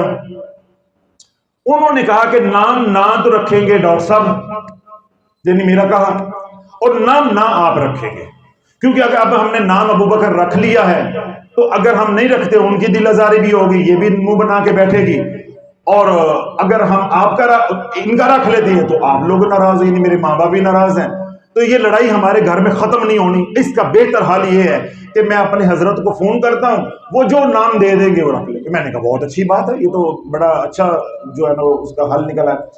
انہوں نے اپنے حضرت کو فون کیا، انہوں نے نام بچے کا رکھ دیا فصیح الدین. کیا نام رکھ دیا؟ فصیح الدین. اب اللہ بھلو دیکھو، میں نے بولا ہے تو بڑا ماپ تول کے بولا ہے. کیوں؟ ہم پنجابی، سندھی، بلوچی اس بیلٹ کے رہنے والے لوگ اس طریقے سے عربی بول نہیں سکتے جیسے عرب بولتے. ہم عجم ہیں، ہم بڑی ہے کو بھی چھوٹی ہی بولتے ہیں. تو اب دیکھیں میں نے آپ کو بتانے کے لیے بھی بولا ہے تو میں نے بڑا سنبھل کے بولا ہے کہ میرا تلفظ صحیح نکلے، فصیح الدین. اب نام اس کا رکھ دیا. اب مجھے انہوں نے فون کیا بہن نے کہ بھائی انہوں نے نام جو ہے نا یہ فصیح الدین رکھ دیا. میں نے کہا بہت اچھا نام ہے.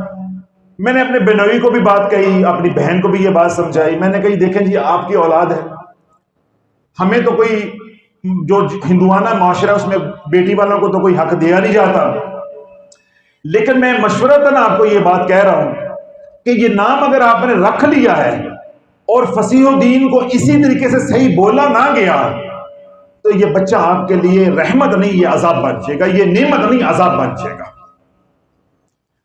میں آپ کے مرشد کو چیلنج نہیں کر رہا، نہ میں ان کے مقام کی بات کر رہا ہوں. انہوں نے نام رکھا ہے، بہت اچھا نام رکھا ہے، لیکن اب پکارنا تو آپ نے ہے، مرشد نے تو نہیں آ کے پکارنا.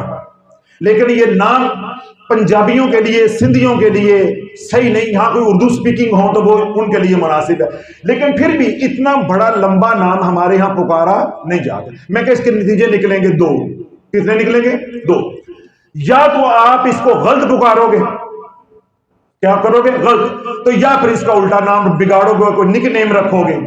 تو جب نک نیم رکھو گے تو اللہ کے نبی نے منع کیا کہ نام نہ بگاڑو، جو نام رکھا ہے اسی نام سے پکارو. تو بچے کی شخصیت کیا ہو جائے گی؟ بکھر جائے گی. 5-4 دن کے بعد نام کیا رکھا تھا؟ فصیح الدین. نام ہو گیا فصیح. نام کیا ہو گیا؟ فصیح. فصیح بیٹا، فصیح بیٹا، فصیح بیٹا، فصیح بیٹا. بیٹا پھر ہر ہفتے بیمار، ہر ہفتے بیمار، ہر ہفتے بیمار، ہر ہفتے بیمار. کبھی وہاں سے نشتر لے کے آ رہے، کبھی میرے پاس لے کے آ رہے، کبھی نشتر لے کے آ رہے، کبھی میرے پاس لے کے آ رہے، کبھی وہاں مقامی ڈاکٹر کو دکھا رہے ہیں. 2-2.5 سال انہوں نے اذیت سے گزارے، کہ جسے کہتے ہیں نا ملازم آدمی ہے، تنخواہ دار بندہ ہے، بندہ ذلیل ہو جاتا ہے. بہن میری میرے پاس آ کے روئی. میں نے کہا بیٹے اب نام تو میں بدل نہیں سکتا، سارا رونا بنا ہوا ہے نام کی وجہ سے. ان کو میں نے پڑھنے کے لیے ایک عمل بتایا، میں کہ آپ یہ پڑھتے رہو، اللہ پاک جو اس کے منفی اثرات آ رہے ہیں اس سے اللہ محفوظ رکھے گا. وہ میں نے خضری عمل اس کو پڑھنے کے لیے بتایا. اللہ نے اس کی برکت سے بچے کو بیماریوں سے بچا دیا. ابھی یہ تھوڑے دن پہلے میرے پاس آیا ہوا تھا، وہ سوکھ کے یوں کانا ہوا، اتنی موٹی اسے اینک لگی ہوئی ہے. اب 12 سپارے حفظ کر کے کبھی آگے ہوتا ہے، کبھی پیچھے ہوتا ہے، کبھی آگے ہوتا ہے، کبھی پیچھے ہوتا ہے. تو بدبختی کی، بد نصیبی کی بنیاد کس نے رکھ دی ہے؟ ماں باپ نے رکھ دی. ماں باپ نے رکھ دی. اب خطا اور غلطی کس کی ہے؟ ماں باپ کی ہے. اور بھگت کون رہا ہے؟ بچہ بھگت رہا ہے. یہ نام کی اگر نام ٹھیک نہ ہو، اللہ والو ماں کا اپنی اولاد کے ساتھ قلبی تعلق ہوتا ہے. ہمیشہ کوشش کرو اپنی بہن بیٹیوں کو جب بھی اولاد ہو تو ماں کو نام رکھنے دو. کس کو نام رکھنے دو؟ ماں کو. جو فرشتہ ساتھ ہوتا ہے وہ ماں کے قلب میں ڈال رہا ہوتا ہے کہ یہ نام رکھو، یہ نام رکھو، یہ نام رکھو. بچہ روتا ہے تو فرشتہ ماں کو بتاتا ہے یہ اس وجہ سے رو رہا ہے. بچے نے سونا ہے تو تب ماں کو بتاتا ہے. بچے نے جاگنا ہے تو تب ماں کو بتاتا ہے. بچے نے کھانا ہے تو تب ماں کو بتاتا ہے. بچے نے پیشاب پوٹی کرنی ہے تب فرشتہ ماں کے دل میں القاء کر رہا ہوتا ہے بچے کو یہ ضرورت ہے. کیوں؟ بچہ تو بول نہیں سکتا. اس نے کھانا ہے تو تب بھی رونا ہے، پینا ہے تو تب بھی رونا ہے، جاگنا ہے تو تب بھی رونا ہے، اگر اس نے کوئی ضرورت حاجت پوری کرنی تب بھی رونا ہے. اب اس کے رونے کو ماں سمجھ دی ہے، باپ نہیں سمجھ سکتا. تو جب باپ نہیں سمجھ سکتا تو ساس سمجھ سکتی ہے؟ ساس سمجھ سکتی ہے، یا دوسرے جو رشتہ دار یا جوائنٹ فیملی اس میں جو دوسرے افراد رہتے ہیں وہ سمجھ سکتے. یہ ماں سمجھ دی ہے. اور ماں کا کمال نہیں ہے، یہ میرے رب کی رحمت ہے کہ اس نے ماں کی آسانی کے لیے ایک فرشتہ ساتھ مقرر کیا ہوگا کہ جب تک بچہ بولنے کے قابل نہیں ہو جاتا تو نے ماں کو سمجھاتے رہنا ہے، ادھر کا پیغام ادھر پہنچاتے رہنا ہے، ادھر کا پیغام ادھر پہنچاتے رہنا ہے. تو اللہ جب ماں نام رکھتی ہے اس کے اندر خیر ہوتی ہے. اس کے اندر مزید خیر پیدا کرنے کا طریقہ یہ ہے کہ جو ماں اپنے بچے یا بچی کا نام تجویز کرے پھر وہ جا کے کسی عالم سے پوچھ لیا جائے تاکہ اس کے معنی کا پتہ چل جائے کہ اس کے معنی کیا ہے. تو پھر انشاءاللہ العزیز خیر ہی خیر ہے. اب اللہ پہلی غلطی یا ہمارے اوپر آنے والے یہ جو آج مشکل حالات ہیں اس کی پہلی غلطی کس نے کی؟ ہمارے ماں باپ نے. اب ذرا اپنے اندر جھانکو، آپ میں سے عقیقہ کس کس کا ہوا تھا؟ 99% لوگوں کا عقیقہ نہیں ہے. 99% لوگوں کا عقیقہ نہیں ہے. اللہ والو جب 7واں دن ہوا اللہ کا حکم آ گیا، میرے محبوب علیہ السلام کی سنت پوری کرنے کا وقت آ گیا. اور کیا کہا؟ ہمارے پاس پیسے نہیں ہیں. اچھے اسپتالوں میں ڈلیوری کروانے کے پیسے تھے، بچے کے 10-15 سوٹ بنانے کے پیسے تھے، پینپر لینے کے پیسے تھے، آج کل سردیاں گرم کپڑے لینے کے پیسے ہیں، بلینکٹ لینے کے پیسے ہیں، پنگوڑے اور کوٹ لینے کے لیے پیسے ہیں، سیزیرین آپریشن کرانے کے لیے پیسے ہیں، ڈبے کا دودھ پلانے کے لیے پیسے ہیں، اور وصولیاں جو نیوندرے کے نام پہ کی گئی ہیں اس کے پیسے ہیں. لیکن میرے نبی کی سنت پوری کرنے کے لیے پیسے نہیں ہیں. میرے نبی کی سنت پوری کرنے کے لیے پیسے نہیں ہیں کہ جی مہنگائی بہت ہے ہمارے پاس پیسہ نہیں ہے. اللہ والوں عقیقہ نہ کر کے ہمارے ماں باپ نے تمہارے لیے وہ برائیوں کا دروازہ کھول دیا روحانی طور پہ، وہ شیطانیت جس کو نکیل ڈالنی تھی آج 7ویں دن وہ نکیل نہ ڈالی، جادو کا رستہ کھول دیا، بربادی کا رستہ کھول دیا، بیماریوں کا رستہ کھول دیا، نافرمانی کا رستہ کھول دیا، سارے تباہی کے رستے آج 7ویں دن تیرے ماں باپ نے کھول دیے۔ 7ویں دن، جب 7ویں دن عقیقہ کیا جاتا ہے، جو بچہ اس دنیا میں آیا ہے، جب بچہ پیدا اللہ والو ہوتا ہے تو کیا ہوتا ہے؟ اللہ اس کے ساتھ ایک ہمزاد پیدا کرتا ہے، ایک جن پیدا کرتا ہے، شیطان جس کو آپ کہتے ہیں، اور ایک فرشتہ پیدا کرتا ہے۔ ہر بندے کے ساتھ کیا ہے؟ ایک فرشتہ اور ایک شیطان، جس کو ہمزاد بھی ہم کہتے ہیں، عملیات کی زبان میں کریم بھی کہتے ہیں۔ تو ہر انسان کے ساتھ کیا پیدا ہو رہا ہے؟ ایک جن، یعنی ایک شیطان اور ایک فرشتہ۔ آج اس شیطان کی جو گردن ہے، اس کی جو دم ہے، اس کا جو سر ہے، وہ آج کچلنا تھا اللہ کے نبی کی سنت کو پورا کر کے، اللہ کے حکم کو پورا کر کے۔ آج اس شیطان کی طاقت ختم ہو جانی تھی، وہ جو برائی کی تلقین کرنی تھی وہ رستے آج بند ہو جانے تھے سنت کے نور کی برکت سے۔ لیکن تیرے ماں باپ نے پیسہ بچا لیا کہ ہم اس پیسے کی کوئی اور چیز بنا لیں گے، عقیقہ تو بعد میں بھی ہو سکتا، عقیقہ تو بعد میں بھی ہو سکتا ہے۔ کیوں؟ اعمال کی قدر نہیں ہے۔ نماز بعد میں بھی ہو سکتی ہے، حج بعد میں بھی ہو سکتا ہے، زکوٰۃ بعد میں بھی ہو سکتی ہے، خیرات بعد میں بھی ہو سکتی ہے۔ ہاں، رشتہ داروں کو کھانا دینا ضروری ہے، تحفے تحائف دینا ضروری ہے۔ اگر ذرا سا بھی دین سیکھا ہوتا، جن رشتہ داروں کو کھانے پکا پکا کے کھلائے جا رہے ہیں، اللہ والوں انہی پیسوں کا بکرا لا کے ذبح کر لیتے، پھر دوبارہ انہی کو کھلا دیتے، نبی کی سنت بھی پوری ہو جاتی، تمہارے نصیب بھی چمک جاتے، تمہارے نصیب بھی چمک جاتے۔ تو کیا ہوا؟ پہلی غلطی نام کی اور دوسری غلطی عقیقہ نہیں کیا۔ تو اللہ والوں جب عقیقہ نہیں کیا جاتا اس کا نقصان کیا ہوتا ہے؟ بچہ آئے روز بیمار، بچہ آئے روز بیمار۔ ان گھروں میں دیکھو کہ جن کے بچے 3 4 5 سال کے، یعنی معصوم بچے ہیں 7 سال سے کم عمر کے، ہر روز بچہ سارا دن کھیلتا رہے گا، مغرب تک بالکل بچہ فٹ ہوگا، مغرب کے بعد بیمار ہو جائے گا۔ کیوں؟ مغرب کے بعد، یعنی یہ اس وقت شیطانیت اپنے عروج پہ ہوتی، جوبن پہ ہوتی ہے۔ جب شیطانی طاقت بڑھی، توجہ بڑھی، بچے کو بخار ہو گیا، بچہ بار بار گرے گا، کبھی سر پہ چوٹ، کبھی آنکھ پہ چوٹ، کبھی ہونٹ پہ چوٹ، کبھی دان توڑ لے گا، کبھی بازو توڑ لے گا، کبھی کوئی مسئلہ، کبھی کوئی مسئلہ۔ ان تمام کاموں کے اوپر پیسے لگ رہے ہیں، حضرت صاحب بچے کو نظر لگ جاتی ہے، جادو تھی گیا ہے، جادو تھی گیا ہے۔ بدبختوں، جادو تو تیرے پہ ہوا، تو نے نبی کی سنت کو مقدم نہ جانا، 25 30 ہزار 40 ہزار روپیہ بچا لیا، اب تو لاکھوں روپیہ ڈاکٹروں کو دے رہا ہے۔ آج معمولی سے معمولی ڈاکٹر کے پاس چلے جاؤ، ہر ڈاکٹر اتنا کاریگر ہے، جو جتنا بھی کوئی نیک ہے اتنا کاریگر ہے، کوئی مسئلہ نہیں ہوگا کہ اس کو ڈرپ لگاؤ، لمحہ پاؤ، ڈرپ لاؤ۔ جیسا پولیس والوں کے پاس کوئی چلا جائے نا تو وہ ڈرانے کے لیے کہتے ہیں لمحہ پاؤ، انہوں لمحہ پاؤ، تو آدھا بندہ ویسے ہی مان جاتا ہے۔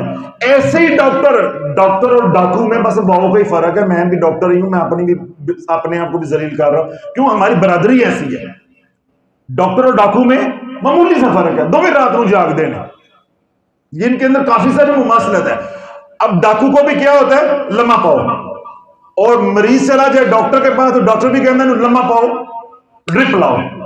اب ڈرپ لگوانے کے لیے ایک بار بھی کسی معمولی چھوٹے اسپتال میں جا کے ڈرپ لگوا لو، 5000 روپیہ کھل جاتا ہے، وہ سارا برداشت ہو رہا ہے۔ عقیقہ نہیں کرنا، عقیقہ نہیں کرنا۔ تو اللہ والو یہ عقیقے کے اندر اللہ نے ایسی روحانیت رکھی ہوئی ہے، ایسی مصلحتیں رکھی ہوئی ہیں کہ جو ہی آپ نے بچے کی جھنڈ اتاری، اس کے بالو اتارے اور اس کے وزن کے مطابق آپ نے خیرات کر دی اور ساتھ بچے کا عقیقہ کر دیا، خدا کی عزت کی قسم ہے ان اعمال کے اندر اتنا نور ہے، اتنا نور ہے، اتنا نور ہے کہ زندگی بھر تیرے پہ جادو نہیں چل سکتا، زندگی بھر تیرے پہ جادو نہیں چل سکتا۔ اور اگر تیرا عقیقہ نہیں ہوا اور تیری جھنڈ کے بال کسی کے ہاتھ آگے تو زندگی بھر تو جادو سے نہیں نکل سکتا، جادو سے نہیں نکل سکتا، تو شیطانیت سے آزاد نہیں ہو سکتا۔ جس طرح میں نے کہا صحت کے حوالے سے کہ آج بیمار، کل بیمار، پھر بیمار، پھر بیمار، بار بار بیمار، ایسے ہی روحانی طور پہ آج جادو ہوا تو ختم ہوگا، کل پھر ہو جائے گا، آج ہوا تو پھر ختم۔ جو بچہ بدنی طور پہ کمزور ہو تو بار بار کیا ہوگا؟ بیمار۔ بے نہیں، جب اللہ والوں بچہ روحانی طور پہ کمزور ہو گیا تو بار بار کیا ہوگا؟ وہ نظر بد کے اثرات نیچے آئے گا، شیطانی نظر کے اثرات کے نیچے آئے گا، جناتی نظر کے اثرات کے نیچے آئے گا، اور جادو ٹونے کے اثرات کے نیچے آئے گا۔ اب یہ سارا کچھ برداشت ہے، لیکن اللہ کے نبی کو سنت کو پورا کرنا یہ گوارا نہیں ہے، یہ گوارا نہیں ہے۔ تو اللہ والے ان دونوں کا مجرم کون ہے؟ ماں باپ۔ اب یہ بات ماں باپ ماننے کو تیار نہیں ہے۔ آپ بھی ماں باپ بیٹھے ہیں، اب آپ کو اپنے پہ ندامت ہو رہی کہ ہم نے جو بچے پیدا کیے ہیں، چلو ہمارے ماں باپ نے لاشعوری طور پہ یا لا علمی یا جہالت کی وجہ سے یا کسی مجبوری کی وجہ سے غلطی کر لی ہے، تو اللہ والو فقیر نے آئی سارا کچھ کھول کے آپ کے سامنے رکھ دیا ہے۔ اگر عقیقہ نہیں ہوا، جیسے کیسے ہے 2 4 5 مہینے 6 مہینے کا وقفہ دے کے اپنے سارے بچوں کو عقیقہ کرو جا کے۔ اگر اپنا نہیں ہوا، اپنے ماں باپ سے جو نوجوان بیٹھے ہیں یا جو سوشل میڈیا پہ سنیں، اگر وہ اپنے ماں باپ سے پوچھیں ان کا عقیقہ نہیں ہوا، تم عقیقہ کر دو، تمہارے گھر سے ویرانیاں جو ہیں وہ چلی جائیں گی، بربادیاں چلی جائیں گی، نظر بد چلی جائے گی، شیطانیت چلی جائے گی، جادو چلا جائے گا۔ جو تمہارے گھر میں بربادیاں ہیں، اللہ بربادیوں کی جگہ پہ آبادیاں لے کر آئے گا، شیطانی اثرات کی جگہ پہ حضور علیہ الصلوۃ والسلام کی توجہ کو لے کر آئے گا، شیطانی جادو کی جگہ پہ اللہ اپنی رحمت کو نچھاور کر کے دکھائے گا۔ جو مالی تنگ دستی ہے اللہ خوشحالی سے بدل کے دکھائے گا، تمہارے گھر میں جو بیماریاں ہیں اللہ صحت سے بدل کے دکھائے گا۔ بجائے کہ اللہ والوں عاملوں کو جا کے بکرے دیتے ہو، بدبختوں وہ بکرے حضور علیہ الصلوۃ والسلام کی سنت کو پورا کرنے کے لیے تو عاملوں کو دینے کے لیے بکرے ہیں، عاملوں کو دینے کے لیے بکرے ہیں۔ آج بھی مہنگائی نہیں ہے، آج بھی کسی عامل کے ڈیرے پہ چلے جاؤ، کسی ڈبہ پیر کے ڈیرے پہ چلے جاؤ، آپ کو بھینسیں بھی باندھی ہوئی ملیں گی، اونٹ بھی باندھے ہوئے ملیں گے، اور بکرے تو آپ کو لاتعداد ملیں گے۔ تو پھر بات کہاں گھوم کے جاتی ہے؟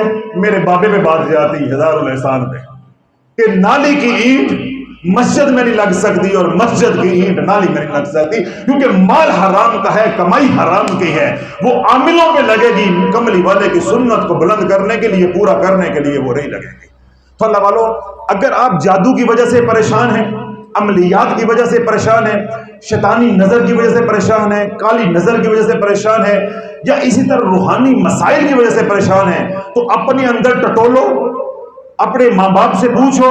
اگر وہ یہ کہتے ہیں کہ عقیقہ نہیں ہوا تو جو بکرے عاملوں کو دینے ہیں، ڈبہ پیروں کو دینے ہیں، وہ اللہ کے نام پہ قربان کر کے جو مستحق ہیں ان کو کھلا دو، اللہ تیری ساری بگڑیاں بنا دے گا، اللہ سکھ چین اور عزت والی زندگی تجھے عطا کر دے گا۔ اللہ بڑا، جس بچے کا عقیقہ نہیں ہوتا اس کا پہلا نقصان 7 سال کی عمر سے پہلے کیا ہوتا ہے؟ بچہ بار بار بیمار، بار بار بیمار، بار بار نظر لگ رہی ہے، کبھی روحانی مسئلہ، کبھی جسمانی مسئلہ، کبھی روحانی مسئلہ، کبھی جسمانی مسئلہ۔ میرے پاس یہاں ایک خاتون بچہ لے کر آئی، یہ 4-5 مہینے پہلے کی بات ہے، چھوٹا سا معصوم بچہ 5-6 مہینے کا ہوگا، اور اس کے گلے میں 4-5 اتنے بڑے تعویذ پہنے ہوئے گاٹے۔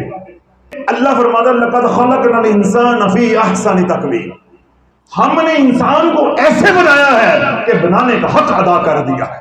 تو تو نے بچے کو یہ زینت دی، اتنا سونا بچہ، اتنا پیارا بچہ ہے، لوگ بچے کے لیے ترستے ہیں، تو نے اس کی مت مار دی ہے، اس کے گلے میں تعویذ ڈال ڈال کے، گاٹے ڈال ڈال کے۔ میں نے یہیں پہ فاروق صاحب کو کہا کینچی لے کے اس کو اتارو، اور ساتھ میں نے پڑھنے کے لیے دیا، دم کر دیا، میں کہا جو اللہ خیر فرما دے گا۔ اگلی جمعرات کو آئی تو مجھے آ کہتی ہے صاحب بچہ بھی ٹھیک ہے، اب میری طبیعت بھی صحیح رہتی ہے۔ تو اللہ والو، اللہ نے انسان کو اتنا مکمل بنایا ہے کہ اب اس میں کسی چیز کی کمی نہیں ہے، کسی چیز کی کمی نہیں ہے۔ میں آپ کو بڑی سادہ جٹاکا مثال دیتا ہوں۔ آپ میں سے وہ حضرات جو موٹر سائیکل والے بیٹھے ہیں یا کار والے بیٹھے ہیں، جو کمپنی موٹر سائیکل یا کار یا گاڑی بناتی ہے، وہ بناتے وقت اپنی تکمیل کی حد کر دیتی ہے، تخلیق کی حد کر دیتی ہے، تاکہ یہ جب مارکیٹ میں ہماری گاڑی یعنی موٹر سائیکل، سائیکل، کار، کوئی بھی چیز جائے تو اس کا کوئی مقابلہ نہ کر سکے۔ پھر کچھ لوگ شوقین ہوتے ہیں، وہ کیا کرتے ہیں، نئی گاڑی لی، تو نواں شہر چوک لے گئے ڈیکوریشن والوں کے پاس، یہ شیشے کو ٹیپ لگا دو، یہ اگے ٹیپ لا دو، اے پیچھے ٹیپ لا دو، اے شیشے پہ یہ لگا دو، سلنسر کے اوپر یہ لگا دو. تو کیا ہوتا ہے، اس سے چھچورا پن اور بڑھتا جاتا ہے، چھچورا پن اور بڑھتا ہے. میں ایک اور مثال لیتا ہوں. موبائل آپ کے سب کے پاس ہے، کمپنیاں موبائل بناتی ہیں تو وہ اتنا مکمل بناتی ہیں، اپنی تخلیق کو اتنا مکمل کرتی ہیں کہ ہمارا کسی کوئی مقابلہ نہ ہو. تو اب ہم بعض لوگ کیا ہوتے ہیں، کبھی اس پہ کور چڑھا لے، کبھی اس پہ اسٹیکر لگا لے، کبھی اس پہ شیشہ لگا لے، تو دیکھنے میں کو کیا لگتا ہے کہ کوئی یہ اوچھا ہی ہے، یہ کیا ہے، کوئی اوچھا ہی ہے. تو اللہ والو، یہ ہمارے بندوں کی بنائی ہوئی چیزوں کے اندر جب ترمیم کی جاتی ہے تو وہ مزید خوبصورت ہونے کی بجائے کیا ہوتی ہیں، بدنما، بگڑ جاتی ہیں. تو جب تو رب کی بنائی ہوئی تخلیق کے اندر ترمیم کی کوشش کرے گا تو نتیجہ کیا نکلے گا، نتیجہ کیا نکلے گا. اگر طویل اور گھنٹے اور یہ رسیاں اتنی ضروری ہوتی، اللہ ان کے سمیت ہمیں دنیا میں بھیجتا، ان کے سمیت ہمیں گلے میں پہنا کے دنیا میں بھیجتا کہ اگر ان کے ساتھ جینا ضروری ہے. اللہ بولو، یہ تعویذ یا دم میں اس کا منکر نہیں ہوں. کیوں؟ ان کا منکر ہونے کا مطلب ہے کہ حضور کی احادیث سے منکر ہو جانا. لیکن میں حوصلہ افزائی اس لیے نہیں کرتا کہ امت پہلے اعمال سے دور ہے، اوپر سے میں حوصلہ افزائی کروں تو تم بھی کہو گے ہمیں بھی کر کے دو. اسی سے میں نے پہلے جان چھڑائی ہے، پھر دوبارہ وہ دھندا دوبارہ وہ شروع ہو جائے گا. تو اللہ والو، اپنے اولاد کو ان تمام مسائل سے، اگر آپ خود اس کا شکار ہیں، اپنے آپ کو اس مسائل سے نکالنا چاہتے ہیں، تو میں نے کیا کہا ہے کہ بکرے جو عاملوں کو دینے ہیں وہ اللہ کے نام پہ قربان کر دو. بچوں کا عقیقہ کرنے والا تو بچوں کا عقیقہ کرو، اگر اپنا نہیں ہوا تو اپنا عقیقہ کرو. اللہ تمہارے حالات کو بدل دے گا، اللہ تمہارے حالات کو بدل دے گا. ابھی میں نے دو باتیں عرض کی، اگر نام غلط ہو یا عقیقہ نہ ہو تو بچہ 7 سال سے پہلے کیا رہتا ہے، بیمار. پہلا بیمار. دوسرا، وہ بچے کی نشانی کیا ہے کہ وہ بچہ چڑچڑا ہوگا، بات بات پہ روئے گا، ماں کے ساتھ ضد کرے گا، ماں کے بال کھینچے گا، اس بیچاری کو جو شہزادیوں کی طرح تھی اس کو نوکرانی بنا دے گا. یعنی 1-2 بچے کے بعد وہ عورت پہچانی نہیں جائے گی کہ کبھی یہ شہزادی تھی. اس کا بیڑا غرق کر کے رکھ دے گا. یعنی نہ اس کو بیچاری کو رات کو نیند، نہ دن کو نیند، نہ رات کو سکون، نہ دن کو سکون. یعنی وہ بچی، یعنی یہ ماں جو ہے وہ ذلیل و خوار ہو جائے گی. اب یہ عمر کتنی ہو گئی ہے، 7 سال. بچے کو کھلا دی ہے تب مطمئن نہیں ہے، سو لیا ہے تب مطمئن نہیں ہے. اگر وہ ماں کی گود میں ہے تو وہ کسی کے پاس جائے گا نہیں. تو کیا ہوگا، ہر وقت جب وہ ماں کو ہی کھائے گا تو ماں کا ذہنی حالت کیا ہوگی، یا ماں کی صحت کی حالت کیا ہوگی. اب زچہ بھی متاثر ہو رہا ہے اور بچہ بھی متاثر ہو رہا ہے. عمر کتنی ہو گئی، 7 سال. 7 سال جب اللہ والو عمر ہو جاتی ہے تو شریعت کا دوسرا حکم کون سا آتا ہے، نماز کا. شکر ہے کوئی جاگ رہا ہے. جب 7واں دن آیا تو شریعت کا حکم کون سا آیا کہ اس کا اچھا نام رکھو اور اس بچے کا کیا کرو، عقیقہ کرو. اب عمر ہو گئی ہے 7 سال. اب شریعت کا اگلا اور سب سے بڑا حکم آ رہا ہے کہ اب اس بچے کو نماز کا حکم دو، ترغیب دو، اس کو سکھاؤ، اپنے ساتھ کھڑے کرو. آج 7 سال کا بچہ ہوا ہے تو اس کا روحانی سفر اب عروج پہ ہونا ہے، شروع ہونا ہے. اور اس کی ابتدا کس دن ہوئی تھی، 7ویں دن. 7ویں دن بھی ماں باپ نے مقدروں میں روڑے ڈالے. آج 7 سال کا بچہ ہو گیا ہے. ماں یہ تو کہتی ہے کہ میرے بچے کے دودھ کے دانت گرنا شروع ہو گئے، پکے دند آن لگ پے. یہ ماں کو پتا ہے، یہ باپ کو پتا ہے، لیکن اسے شریعت کے یہ مسئلے کا پتا نہیں ہے کہ آج بچہ 7 سال کا ہو گیا ہے. اب میرے پر ذمہ داری ہے کہ میں اس کو نماز سکھاؤں، میں اس کو نماز سکھاؤں. تو اللہ والو پھر کیا ہوتا ہے کہ وہ شیطان جس کی طاقت عقیقہ کر کے نہیں توڑی، وہ بچے کو دین کی طرف نہیں آنے دیتا. جو ہی بچہ 7 سال کا ہوتا ہے اس کو شعور آنا شروع ہوتا ہے تو پھر اللہ والو اس کی زبان کے اوپر کلمہ نہیں ہوتا، اس کی زبان کے اوپر درود پاک نہیں ہوتا، اس کی زبان کے اوپر ذکر اذکار نہیں ہوتا، اس کی زبان کے اوپر ننگی ماں بہن کی گالیاں ہوتی ہیں. ماں باپ آ کے یہی روتے کہ بچہ نافرمان ہو گیا، بچہ کہنا نہیں مانتا. اب اللہ جب شیطانی اثرات اس بچے پہ بڑھیں گے، اس بچے کا گھر میں دل نہیں لگے گا، بچہ بھاگ بھاگ کے باہر جائے گا، بازاروں میں گلیوں میں کھیلے گا.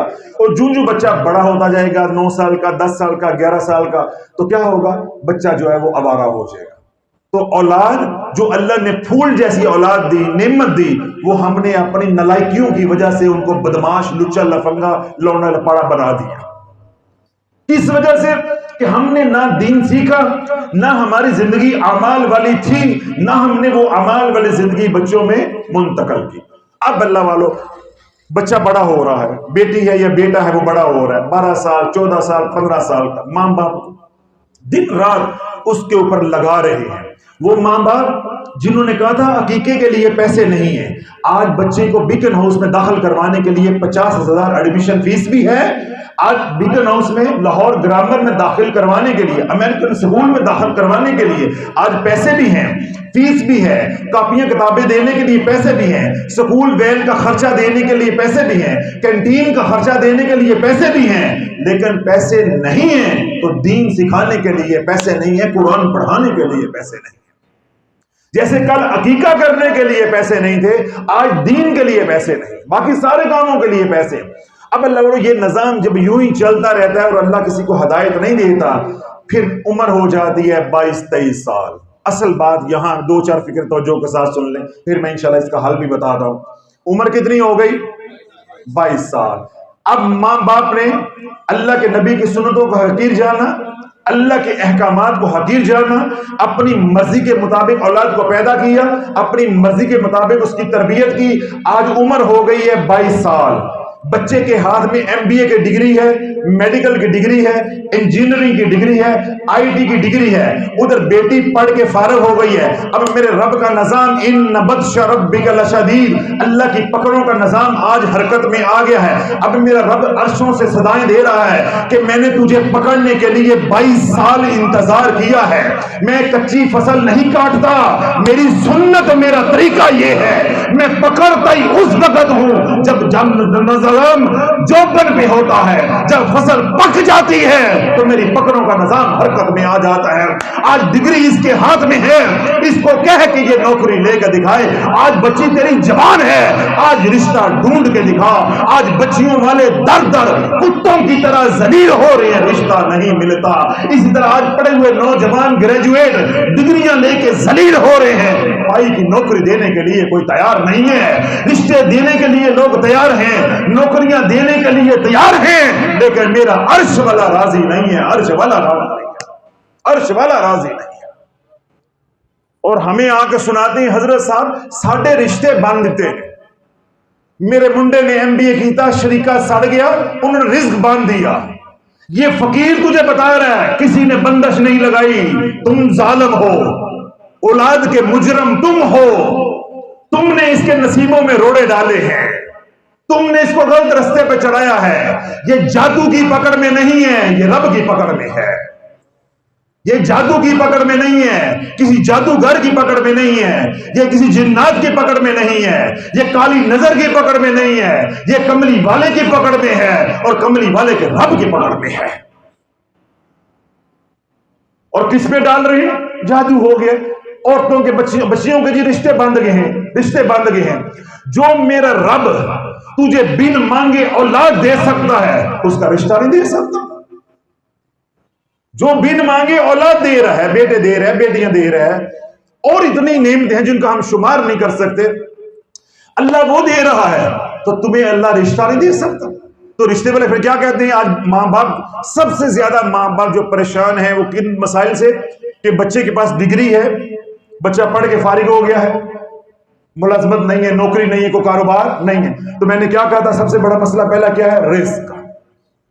اور دوسرا مسئلہ کیا ہے؟ اولاد کا۔ اولاد کی نافرمانی کی صورت میں ہو، اور اگر اولاد کی نافرمانی نہیں ہے تو اولاد کا رشتہ نہیں ہے، اور اگر بالفرض رشتہ ہو بھی گیا ہے پھر میرا اللہ نباہ نہیں ہونے دیتا، پھر نباہ نہیں ہونے دیتا، پھر میاں بیوی کے گھر میں لڑائیاں ہیں، آپس میں بندی نہیں ہے، آپس میں نفرتیں ہیں اور آپس میں کراہتے ہیں۔ پھر اگر یہ مسئلہ ہے پھر اللہ جادو کے ذریعے ایسی بیماریاں بھیج دیتا ہے کہ ادھر سے کمائے جا رہے ہیں، ادھر لگائے جا رہے ہیں، ادھر کمائے جا رہے ہیں، ادھر عاملوں پہ لٹائے جا رہے ہیں۔ سارے کاموں کے لیے پیسہ ہے، اللہ کی راہ میں خرچ کرنے کے لیے پیسہ نہیں ہے، حج کے لیے پیسہ نہیں ہے، عمرے کے لیے پیسہ نہیں ہے، دین کی اشاعت کے لیے پیسہ نہیں ہے، مسجد یا خانقاہ پہ خرچ کرنے کے لیے پیسہ نہیں ہے، عاملوں کے لیے دینے کے لیے بکرے ہیں، جادوگروں کو اتارا کرنے کے لیے لاکھ 2 لاکھ روپیہ دینے کے لیے پیسے ہے، اس کے لیے پیسہ ہے۔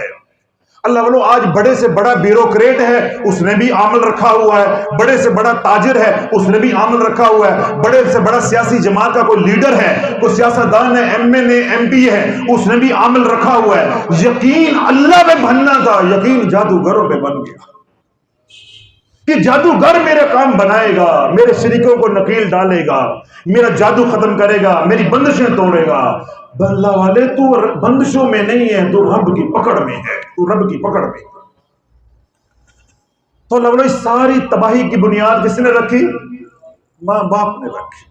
تو اللہ والے اگر آپ ماں باپ ہو، آپ نے اگلی نسل کی تباہی کی بنیاد رکھی ہے، تو آج صدقے دل سے توبہ کر کے جاؤ۔ اس سے پہلے میں نے یہ بات عرض کی کہ اپنے ماں باپ اگر حیات ہیں ان سے جا کے پوچھو، اگر عقیقہ نہیں ہوا تو اللہ تمہاری عاملوں سے جان چھڑا دے گا۔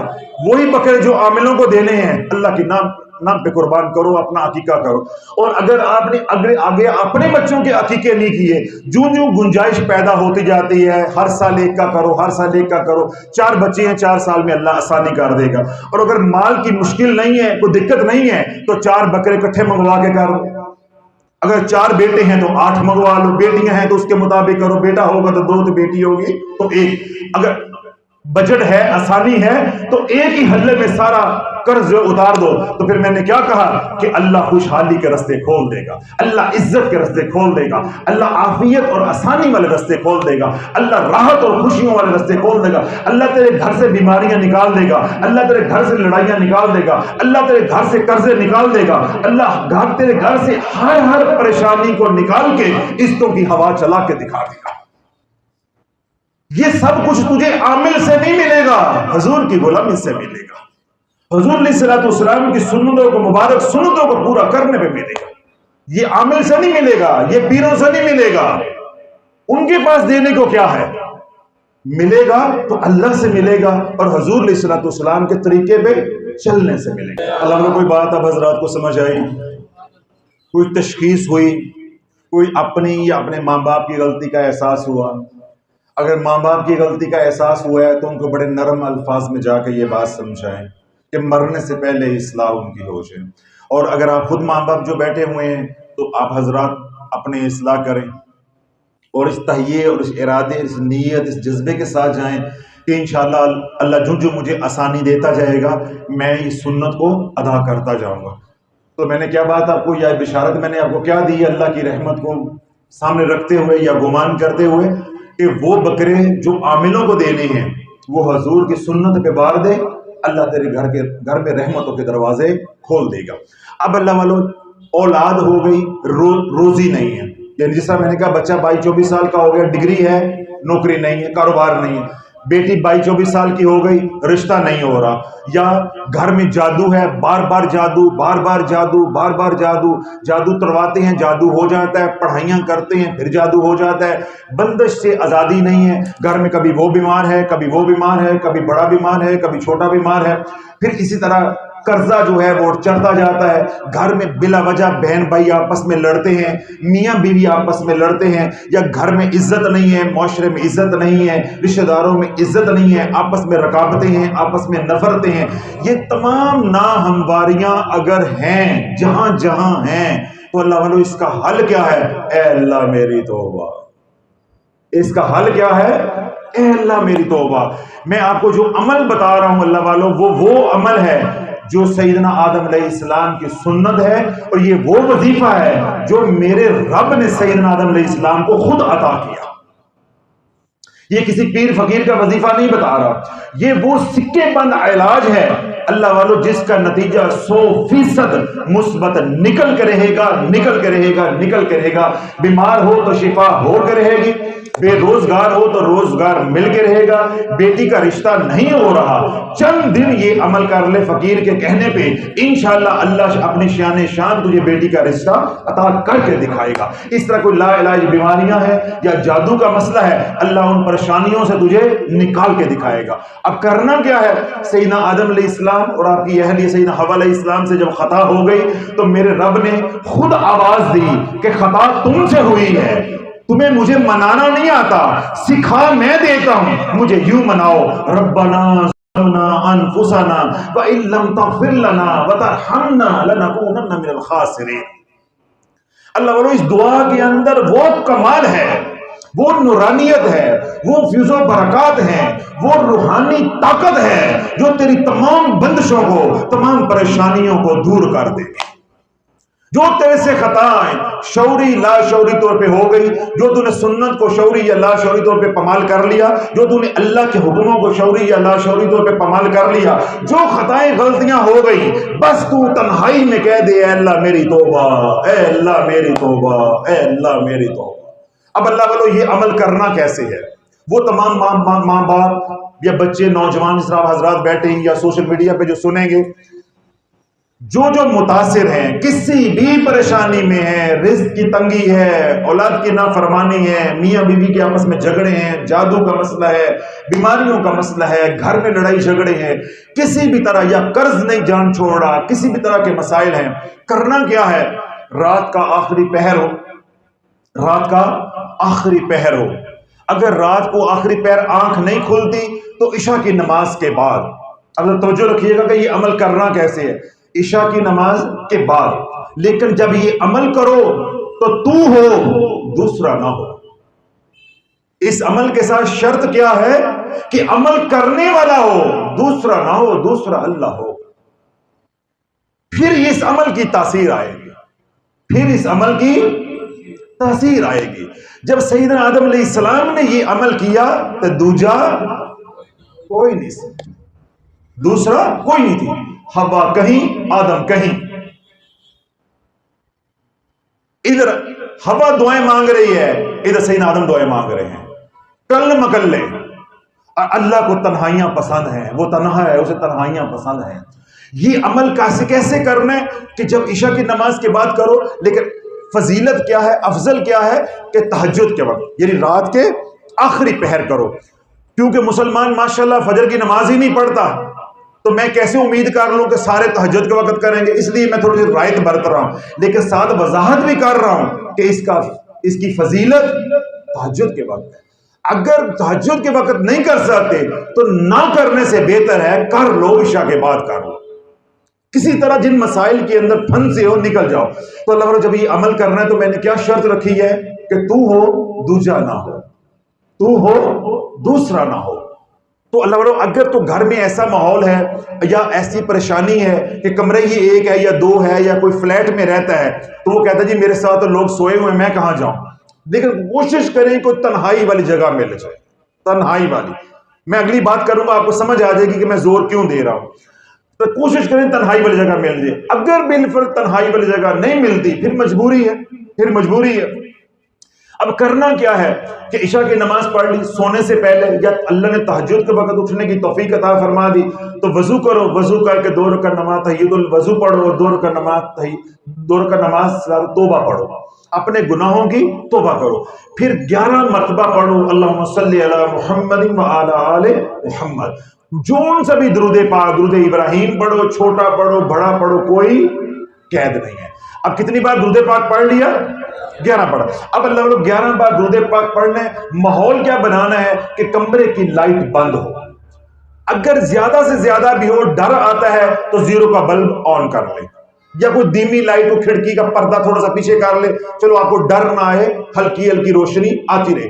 اب اندھیرا ہو، کوئی نہ ہو، تو ہو اور رب ہو، تو آپ نے یوں اپنی جھولی اٹھانی ہے، ہاتھ نہیں اٹھانے، یوں اپنی جھولی اٹھانی ہے، اور جھولی اٹھا کے رب کی بارگاہ میں عرض کرنا ہے ربنا ظلمنا انفسنا، اے اللہ ہم اپنی جانوں پہ ظلم کر بیٹھے، اے اللہ ہم اپنی جانوں پہ ظلم کر بیٹھے، وَإِن لَّمْ تَغْفِرْ لَنَا وَتَرْحَمْنَا لَنَكُونَنَّ مِنَ الْخَاسِرِينَ۔ اے سونیا بتا، اگر تو نے ہمیں معاف نہیں کرنا، تو نے رحمت نہیں کرنی، تو نے ہماری بخشش نہیں کرنی، تو نے ہماری خطاؤں کو نہیں مٹانا، پھر ہم کہاں جائیں؟ ہم تو ڈوبنے والوں میں سے ہو جائیں گے، ہم تو خسارہ پانے والوں میں سے ہو جائیں گے۔ اے اللہ میں تو پہلے ہی اجڑ گئی ہوں، میری بیٹیاں جوان بیٹھی ہیں، ان کے سر میں چاندی آ گئی ہے، میرا بیٹا جس کے اوپر میں نے ساری کمائی لگا دی ہے اس کو گریجویشن کرانے پہ، اس کو افسر بنانے پہ، اس کو ڈاکٹر بنانے پہ، اس کو انجینئر بنانے پہ، اے اللہ وہ گھر بیٹھا ہے، میں دیکھ کے خون کے آنسو روتی ہوں، اے اللہ میری اولاد، میری بیٹیاں جوان بیٹھی ہیں، ان کی عزتوں کے اوپر لوگ انگلیاں اٹھاتے ہیں، اے اللہ تو میری مجبوریوں کو دیکھ لے، میری سفید داڑھی کو دیکھ لے،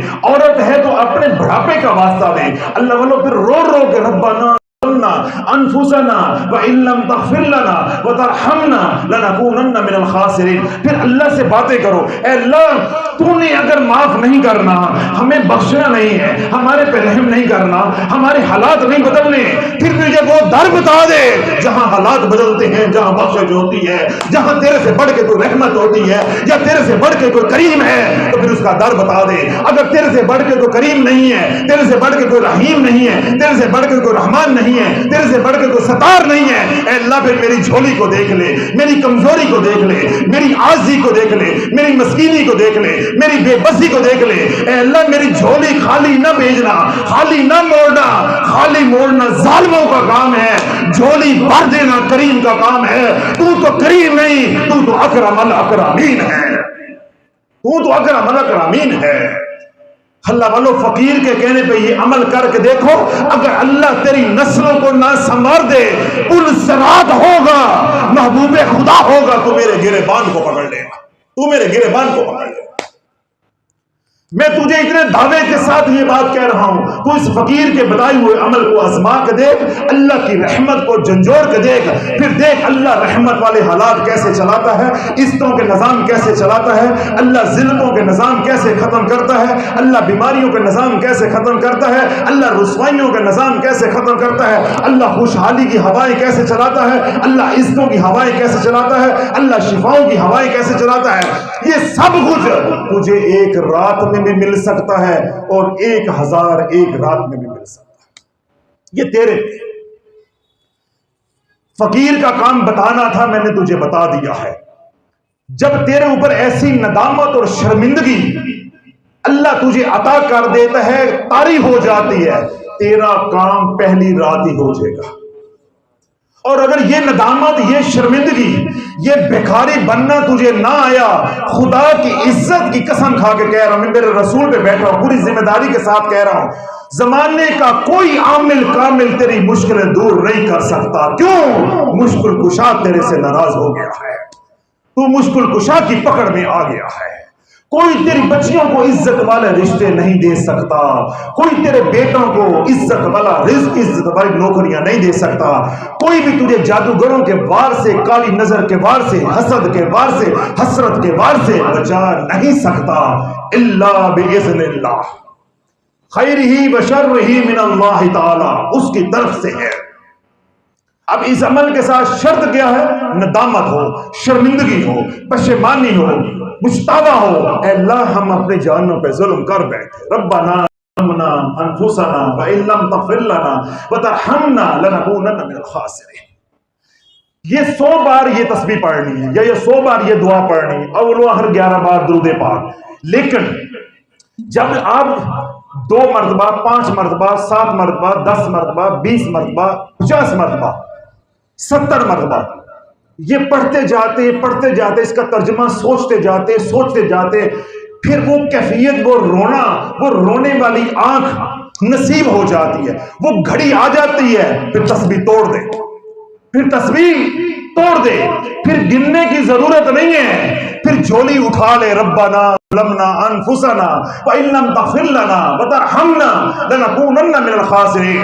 پھر پرواہ نہ کر کہ میری فجر کی نماز نکل رہی ہے، جب میں 1 گھنٹے سے وظیفہ کر رہا ہوں، پھر تیری لگن یہ ہو کہ جھولی اس وقت بند کروں گا جب یہ بھر جائے گی، پھر جب یہ بھر جائے گا، پھر بن گنے تو مانگتا جا یہاں تک کہ فجر کی اذان کا وقت آ جائے، فجر کی اذان آ جائے۔ جب فجر کی اذان آ جائے تو دڑم سجدے میں چلا جا، پھر یہی دعا سجدے میں جا کے مانگ، ربنا ظلمنا انفسنا وان لم تغفر لنا وترحمنا لنکونن من الخاسرین۔ اے سونیا تیرے سامنے جھولی پھیلائی، میں نے تیرے وہ ترلے کیے، تجھے ہر طرح منانے کی کوشش کی، اے اللہ اب تو میں نے اپنے آپ کو ذلیل کر کے تیرے قدموں میں ڈال دیا ہے، اس سے تو آگے ذلت کا مقام بھی نہیں ہے۔ اے اللہ میں نے اپنے آپ کو تیرے سامنے ڈال دیا ہے، میں نے اپنی ناک تیری بارگاہ میں رگڑ دی ہے، اے اللہ اب تو جھولی بھر دے، اے اللہ اب تو جھولی بھر دے۔ اللہ والو یہ ایک رات میں تمہیں عرشوں پہ پہنچا دے گا۔ یہ عمل تجھے ایک رات میں کسی بھی کام کے لیے یہ عمل کر، تجھے ایک رات میں کامیابی سے ہمکنار کر دے گا، ایک رات میں۔ اور میں نے ابھی تھوڑی دیر پہلے کیا بات کہی کہ اگر ندامت نصیب نہ ہوئی، رونے والی آنکھ نصیب نہ ہوئی تو 1000 راتیں بھی تھوڑی ہیں، 1000 راتیں بھی تھوڑی ہیں۔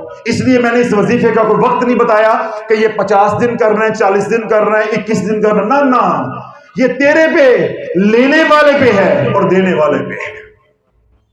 یہ قیمت تیری ندامت کی لگنی ہے، قیمت تیری شرمندگی پہ لگنی ہے۔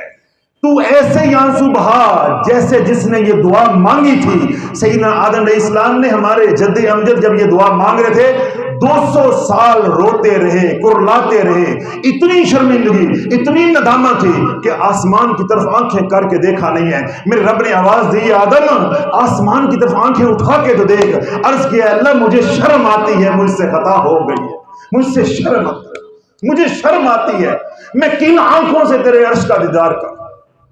تو اللہ والو جب یہ ندامت، یہ شرمندگی، یہ پچھتاوا، یہ پشیمانی اللہ کرے آپ کو پہلی گھڑی میں نصیب ہو جائے، تو میں نے کیا کہا کہ جب پڑھتے پڑھتے یہ کیفیت آ جائے پھر تسبیح توڑ پھوٹو، پھر تسبیح کی ضرورت نہیں ہے، پھر کھلا پڑھو، اتنا پڑھ اتنا پڑھ اتنا پڑھ کہ فجر کی اذان آ جائے، پھر سجدے میں چلا جا، پھر سجدے میں رو رو کے اتنے آنسو بہا کہ جائے نماز والی جگہ جہاں تو سجدہ کر رہا ہے وہ گیلی ہو جائے، وہ گیلی ہو جائے۔ اللہ تجھے نہیں تیری نسلوں کو بھی سنوار دے گا، اللہ تجھے نہیں تیری نسلوں کو بھی سنوار دے گا۔ اب اللہ نے فرض کیا یہ عمل آپ نے رات کو 4 بجے اٹھ کر کیا یا 5 بجے اٹھ کے کیا، جس طرح آج کل فجر کی نماز جو ہے وہ مختلف مساجد میں 6 بجے شروع ہو جاتی ہے، پھر چلتا رہتا ہے۔ تو فرض کیا آپ نے 5 بجے یہ عمل شروع کیا، 4:30 بجے عمل شروع کیا، اب فجر کی اذان آ گئی، آپ نے نماز پڑھی،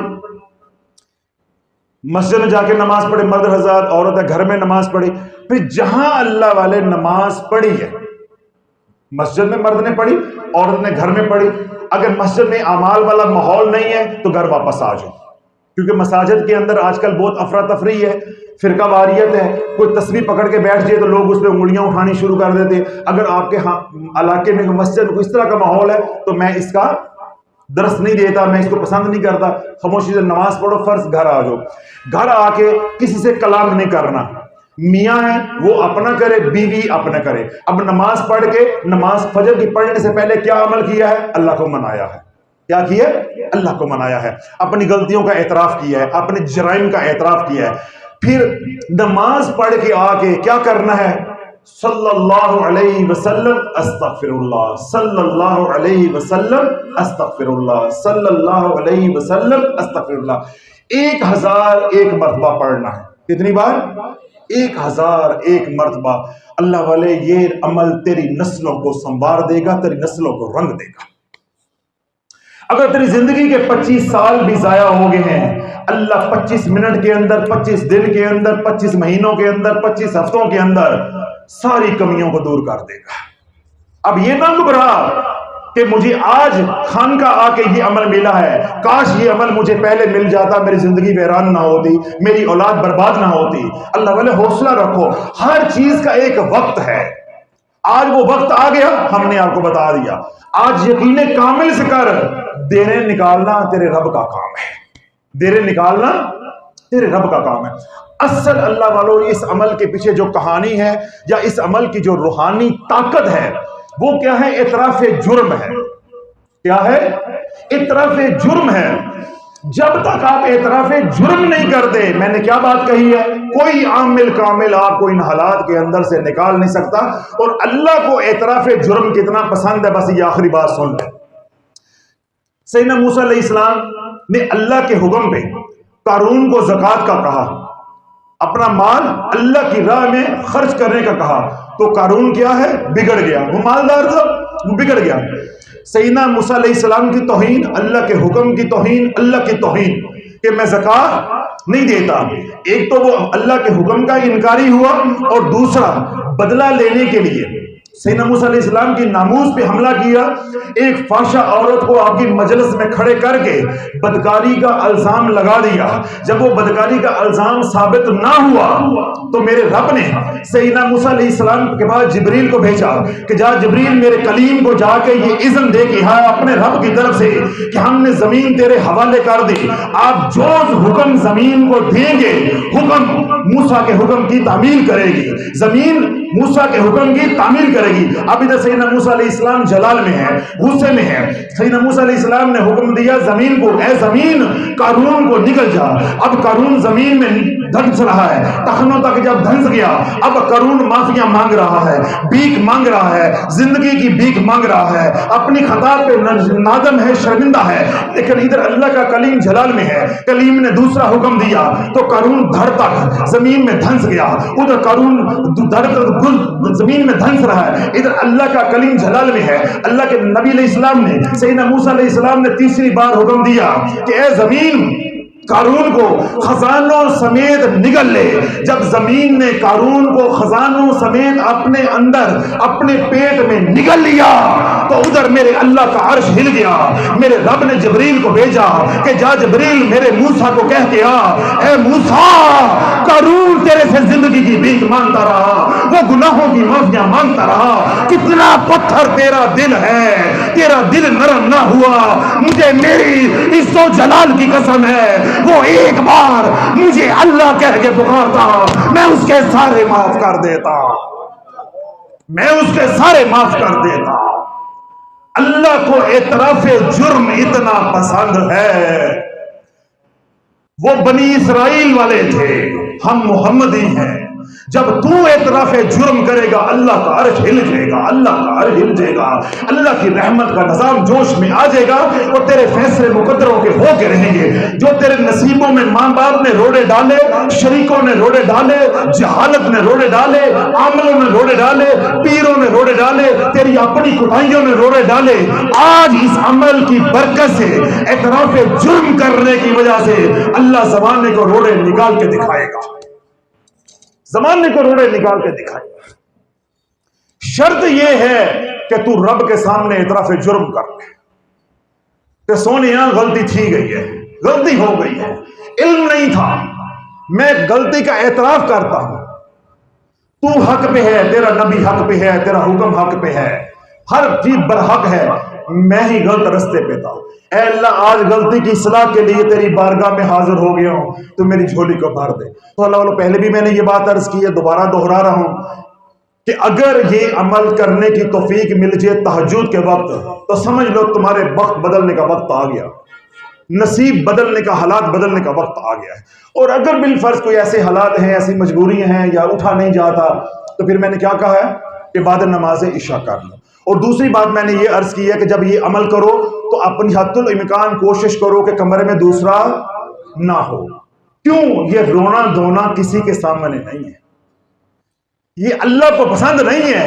اللہ کہتا ہے یہ اتنے خوبصورت آنکھیں، یہ اتنے قیمتی آنسو، جب یہ آنکھیں روئیں ان کو دیکھنے والا بھی کوئی نہ ہو، یہ بھی شرک ہے، یہ بھی شرک ہے. میں یہ بھی برداشت نہیں کروں گا کہ جو آنکھیں محض میرے خوف سے روئیں انہیں دوسرا کوئی دیکھ لے. یہ میں برداشت نہیں کروں کہ میرا بندہ مجھے خدا سمجھ کے، مجھے محاسب سمجھ کے کہ یہ میرا محاسبہ کرنے والا ہے، یہ مجھے عادل سمجھ کے کہ یہ عدل کرنے والا ہے، یہ میری پکڑ کرنے والا ہے، یہ مجھے معاف کرنے والا ہے، یہ میرے گناہوں کو بخشنے والا ہے، مجھے قادر مطلق سمجھ کے میرے سامنے گڑ گڑائے اس کے آنسوؤں کو کوئی اور دیکھ لے. یہ نہیں ہو سکتا، یہ نہیں ہو سکتا. اس لیے اللہ والوں میں بار بار یہ بات دہرا رہا ہوں کہ یہ کیفیت بھی نصیب نہیں ہوگی. کیوں؟ اللہ شرک برداشت نہیں کرتا. یہ آنسو خوف کے بھی ہیں، یہ آنسو ندامت کے بھی ہیں، یہ آنسو محبت کے بھی ہیں۔ اللہ کہتا ہے آنسو ندامت کے ہوں، آنسو شرمندگی کے ہوں، آنسو میرے خوف سے ہوں، آنسو میری محبت میں ہوں، بس تیرے ہوں، تیری آنکھوں سے بہ رہے ہوں، دیکھنے والا صرف میں ہوں، دیکھنے والا میں ہوں، کوئی اور نہ ہو۔ میں ان آنسوؤں کو، فرشتوں کو بھی دیکھنا گوارا نہیں کرتا۔ پیر فقیر، ماں باپ، بیٹے بیٹیاں، گھر والے دور، ملازم، یہ تو بڑی دور کی بات ہے۔ جب تو روئے اور میں تجھے چپ کرانے والا ہوں، تو روئے میں تجھے حوصلے دینے والا ہوں، تو میرے سامنے کرلائے میں تیری ہمت بندھانے والا ہوں، ایک تو رونے والا ہو اور میں چپ کرانے والا ہوں۔ تو اللہ والو، اس لیے میں کہہ رہا ہوں کہ اس عمل کے ساتھ شرط کیا ہے کہ آپ تنہائی میں ہو، اور دوسری بات میں نے کیا عرض کی کہ اس عمل کے کوئی دن نہیں ہے، کوئی مدت نہیں ہے، کوئی دن نہیں ہے، مدت نہیں ہے۔ میں نے آپ پہ سارا نظام کھول دیا ہے، بات چھوڑ دی ہے، آپ کے اوپر یہ کیفیت ندامت، شرمندگی یا اعتراف جرم کی پہلے دن آپ کو نصیب ہو جائے یا 1000 رات گزر جائے، یہ معاملہ کس کا؟ آپ کا اور آپ کے رب کا۔ کرنا کیا ہے؟ 11 مرتبہ درود پاک، اول و آخر درود پاک کی کوئی قید نہیں، جون سا مرضی پڑھیں، اور اس کے بعد جو دعا اللہ رب العزت نے سیدنا آدم علیہ السلام اور سیدنا حوا علیہ السلام کو سکھائی، اس دعا کو کتنی بار پڑھنا ہے؟ 100 بار۔ تسبیح ہاتھ میں رکھیں اور اس عمل کو کرنے سے پہلے وضو کریں، وضو کر کے 2 رکعت نماز تحیۃ الوضو پڑھیں، پھر 2 رکعت نماز صلاۃ التوبہ پڑھیں، اس کے بعد یہ عمل شروع کر دیں۔ پہلے 11 مرتبہ درود پاک، پھر تسبیح پکڑ کے شروع کر دیں دعا۔ اس کا ترجمہ پہلے پڑھ لیں، دیکھ لیں، تلفظ 1-2 دن ٹھیک کر لیں، عمل 1-2 دن بعد کر لیں، کوئی مسئلہ نہیں ہے۔ آج نہیں کر سکتے کل کر لیں، کل نہیں پرسوں کر لیں۔ اس دعا کو کھلا پڑھتے رہے، چلتے پھرتے، جب یہ چبائی جائے اور پچائی جائے، کیا میں نے بولا؟ چبانی آ جائے اور پچانی آ جائے، یعنی چبانی آ جائے اور ہضم کرنی آ جائے، اس کے معنی، اس کی روحانیت آپ اپنی روح میں محسوس کرنا شروع ہو جائے، 2 دن بعد، 3 دن بعد، 4 دن بعد، اللہ والو جہاں 25 سال انتظار کیا ہے 2 دن اور لگا دو، اتنی جلدی کام ہو جائے گا۔ جب یہ دعا صحیح طریقے سے آ جائے تو کیا کریں گے؟ اس دعا کو پڑھتے جائیں، ربنا ظلمنا انفسنا وان لم تغفر لنا وترحمنا لنکونن من الخاسرین۔ اور میں نے کیا کہا کہ جب وہ کیفیت، وہ اعتراف جرم والی کیفیت، وہ ندامت، وہ شرمندگی، وہ پشیمانی، وہ آنسو آنکھوں سے نکلنا شروع ہو جائیں، پھر تسبیح بابے بلے کی طرح توڑ چھڑنی، پھر پھینک دینی ہے تسبیح، پھر جھولی اٹھا لینی ہے، پھر جھولی اٹھا کے جھوم جھوم کے رب سے مانگنا ہے، رو رو کے رب سے مانگنا ہے، اور اپنی تقدیر کے فیصلے کروا کے رہنے۔ پھر مانگتے رہیں، پڑھتے رہیں، روتے رہیں، کرلاتے رہیں۔ اللہ بولو، ماں ایک بار کا رونا برداشت نہیں کرتی تو 70 ماؤں سے زیادہ پیار کرنے والا ہے۔ میں تو صرف بتانے کا فرض پورا کر رہا ہوں، اللہ والے یہ تیرے بیٹھنے کی دیر ہے، اللہ تیری تقدیر کے فیصلے کر دے گا۔ یہ ایسا مبارک عمل ہے، ایسا مبارک عمل ہے۔ کیوں؟ یہ عمل اللہ نے خود اپنے بندے کو سکھایا ہے۔ یہ کوئی پیر فقیر کا وظیفہ جنتر منتر تنتر نہیں ہے، یہ اللہ کا کلام ہے، یہ اللہ کا کلام ہے۔ اللہ نے اپنے بندے کو سکھایا کہ میں روٹ جاؤں، تمہارے سے خطا ہو جائے تو مجھے یوں مناؤ، تو یہ عمل پہلے دن بیڑا پار لگا دے گا۔ تو پھر کیا ہوگا کہ فجر کی اذان آ گئی، پھر سجدے میں جا کے یہ دعا پڑھیں، 2 مرتبہ، 5 مرتبہ، 10 مرتبہ، جتنی اللہ توفیق دے دے، اپنے مقدروں کے فیصلے کروا کے اٹھنا ہے۔ پھر کیا کریں گے؟ فجر کی نماز پڑھیں گے، عورتیں گھر میں یہ عمل کر رہی ہیں، اور مرد مسجد میں جا کے، جب مسجد میں نماز پڑھ کے گھر واپس آ جائے تو پھر 1001 مرتبہ پڑھنا ہے، صلی اللہ علیہ وسلم استغفر اللہ، صلی اللہ علیہ وسلم استغفر اللہ، صلی اللہ علیہ وسلم استغفر اللہ۔ اللہ تجھے رزق وہاں سے دے گا جہاں تیرا گمان نہیں جاتا۔ اللہ تیری زندگی میں تیرے دشمنوں کو تیرے سامنے ذلیل کر کے دکھائے گا، یا ان دشمنوں کے دلوں میں تیری محبت ڈال کے دکھائے گا اور تیرے در کے غلام بنا کے دکھائے گا۔ اگر بیماریاں ہیں تو اللہ گھروں سے بیماریاں نکال کے اللہ شفا دے کے دکھائے گا۔ بیٹیوں کے رشتے نہیں ہو رہے، گھر پہ اللہ لائنیں لگا دے گا، چاؤ کے ساتھ، محبت کے ساتھ تیری بیٹیوں کے رشتے مانگنے والے آئیں گے۔ تم بھکاری بن کے دلالوں کے ذریعے رشتے نہیں ڈھونڈے گا، لوگ مانگنے کے لیے آئیں گے جو عزت ہے بیٹی کے لیے، بیٹی والوں کے لیے۔ اسی طرح بیٹے کا رشتہ رزق کا مسئلہ ہے تو ایک جگہ نہیں ہے، 20 جگہوں پہ فون آئیں گے، ہمارے پاس آ جاؤ، ہمارے پاس آ جاؤ۔ اللہ رزق کھول کے دکھائے گا، اللہ رزق کھول کے دکھائے گا۔ اے مسلمان کبھی سوچ، جب سے اللہ نے شیر کو بنایا ہے وہ گوشت کھا رہا ہے، اللہ کے گوشت کے خزانوں میں کمی نہیں ہوئی، کیا اللہ تجھے گوشت نہیں کھلا سکتا؟ تو کہتا جی گوشت بہت مہنگا ہو گیا ہے، گوشت بہت مہنگا ہو گیا ہے۔ ایک دن میں نے بیان کیا، اس میں نے زیتون کے تیل کا عمل بتایا کہ زیتون کا تیل اور تلوں کا تیل ملا کے کریں، تو مجھے لوگوں کے میسج آئے حضرت صاحب زیتون کا تو تیل بہت مہنگا ہے۔ میں کہا تیل مہنگا نہیں ہے، ایمان کا فقدان ہو گیا ہے، ایمان نکل گیا ہے، ایمان نکل گیا ہے۔ بکری جب سے پیدا ہوئی ہے گھاس کھا رہی ہے، اللہ کا گھاس ختم نہیں ہوا۔ شیر جب سے پیدا ہوا ہے گوشت کھا رہا ہے، اللہ کا گوشت ختم نہیں ہوا۔ اے مسلمان بدبختی تیری، اللہ نے زیتون تیرے لیے حلال کیا، تیرا زیتون ختم ہو گیا، تیرا زیتون ختم ہو گیا۔ اللہ کے رزق کے خزانوں میں کمی نہیں آئی تو مسلمان تو کہتا ہے میرا رزق تنگ ہو گیا۔ کیا معاذ اللہ اللہ تجھے رزق دے دے، تجھے امیر بنا دے تو کیا اللہ کے رزق کے خزانوں میں کمی ہو جائے گی؟ نہیں، تجھے مانگنا نہیں آیا، تجھے مانگنا نہیں آیا۔ وَمَنْ عَرَضَ عَنْ ذِكْرِي فَإِنَّ لَهُ مَعِيشَةً ضَنْكَ، جب تم میرے سے منہ موڑو گے، میری یاد سے منہ موڑو گے، میرے ذکر سے منہ موڑو گے، قرآن کی تلاوت سے منہ موڑو گے، اللہ کے ذکر سے منہ موڑو گے، عبادات سے، نیک اعمال سے منہ موڑو گے، میں تیری زندگی کو زمانے کو اجیرن کر کے دکھاؤں گا۔ تو آج رب کی بارگاہ میں ناک رگڑ کے کیا کہنا ہے کہ یا اللہ بات سمجھ آ گئی، مسئلہ سمجھ آ گیا کہ زندگی اجیرن کیوں ہوئی تھی، اے اللہ تو میری معافی کو قبول کر لے۔ تو پھر میں دوبارہ کہہ رہا ہوں کہ اس عمل کی کوئی مدت، اس عمل کی کوئی مدت نہیں ہے۔ اس کو 5 دن کرو، 50 دن کرو، 100 دن کرو، 200 دن کرو، جب تک مسئلے سارے زندگی کے حل نہیں ہو جاتے روز کرو، روز کرو۔ پھر جب آپ سمجھیں کہ میری زندگی پرسکون یا سکون.com ہو گئی ہے اور کوئی پریشانی نہیں ہے، تو اللہ والوں اس دعا کو پھر بھی 11 مرتبہ روزانہ دن میں کسی بھی وقت پڑھ لو، انشاءاللہ آئندہ کبھی کسی کڑکی کے میں نہیں آؤ گے، کسی مصیبت میں نہیں آؤ گے۔ اگر کوئی مصیبت آ بھی جائے تو فوراً اس عمل کو کر دو، دعا کو تعداد کو بڑھا دو، تاکہ یہ عمل بھی ساری زندگی کیا ہوگا آپ کے ہاتھ میں رہے گا۔ اگر 11 مرتبہ نہیں پڑھی جاتی یا کوئی ایسی مصیبت آ پڑتی ہے، ایسی سستی اپنے اوپر ہے، تو اپنا معمول بنا لو کہ ہر نماز کے بعد 2 بار 3 بار پڑھ لو، معمول بنا لو۔ کوئی الگ سے وظیفہ نہیں بھی کرنا۔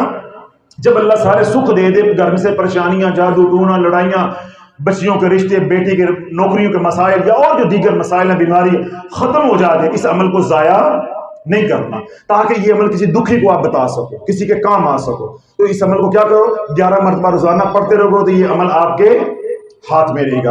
اور اگر یہ عادت نہیں بنتی عمل ہاتھ میں رکھنے والی، تو میں نے دوسرا کیا کہا کہ ہر فرض نماز کے بعد 3 بار پڑھ لو۔ تو کتنی بار پڑھی جائے گی؟ 15 بار، طاقت آدمی ہو جائے گی۔ تو اللہ رب العزت مجھے آپ سب کو عمل کی توفیق عطا فرمائے، جو اعمال میں نے بتائے اللہ مجھے آپ سب کو عمل کی توفیق عطا فرمائے۔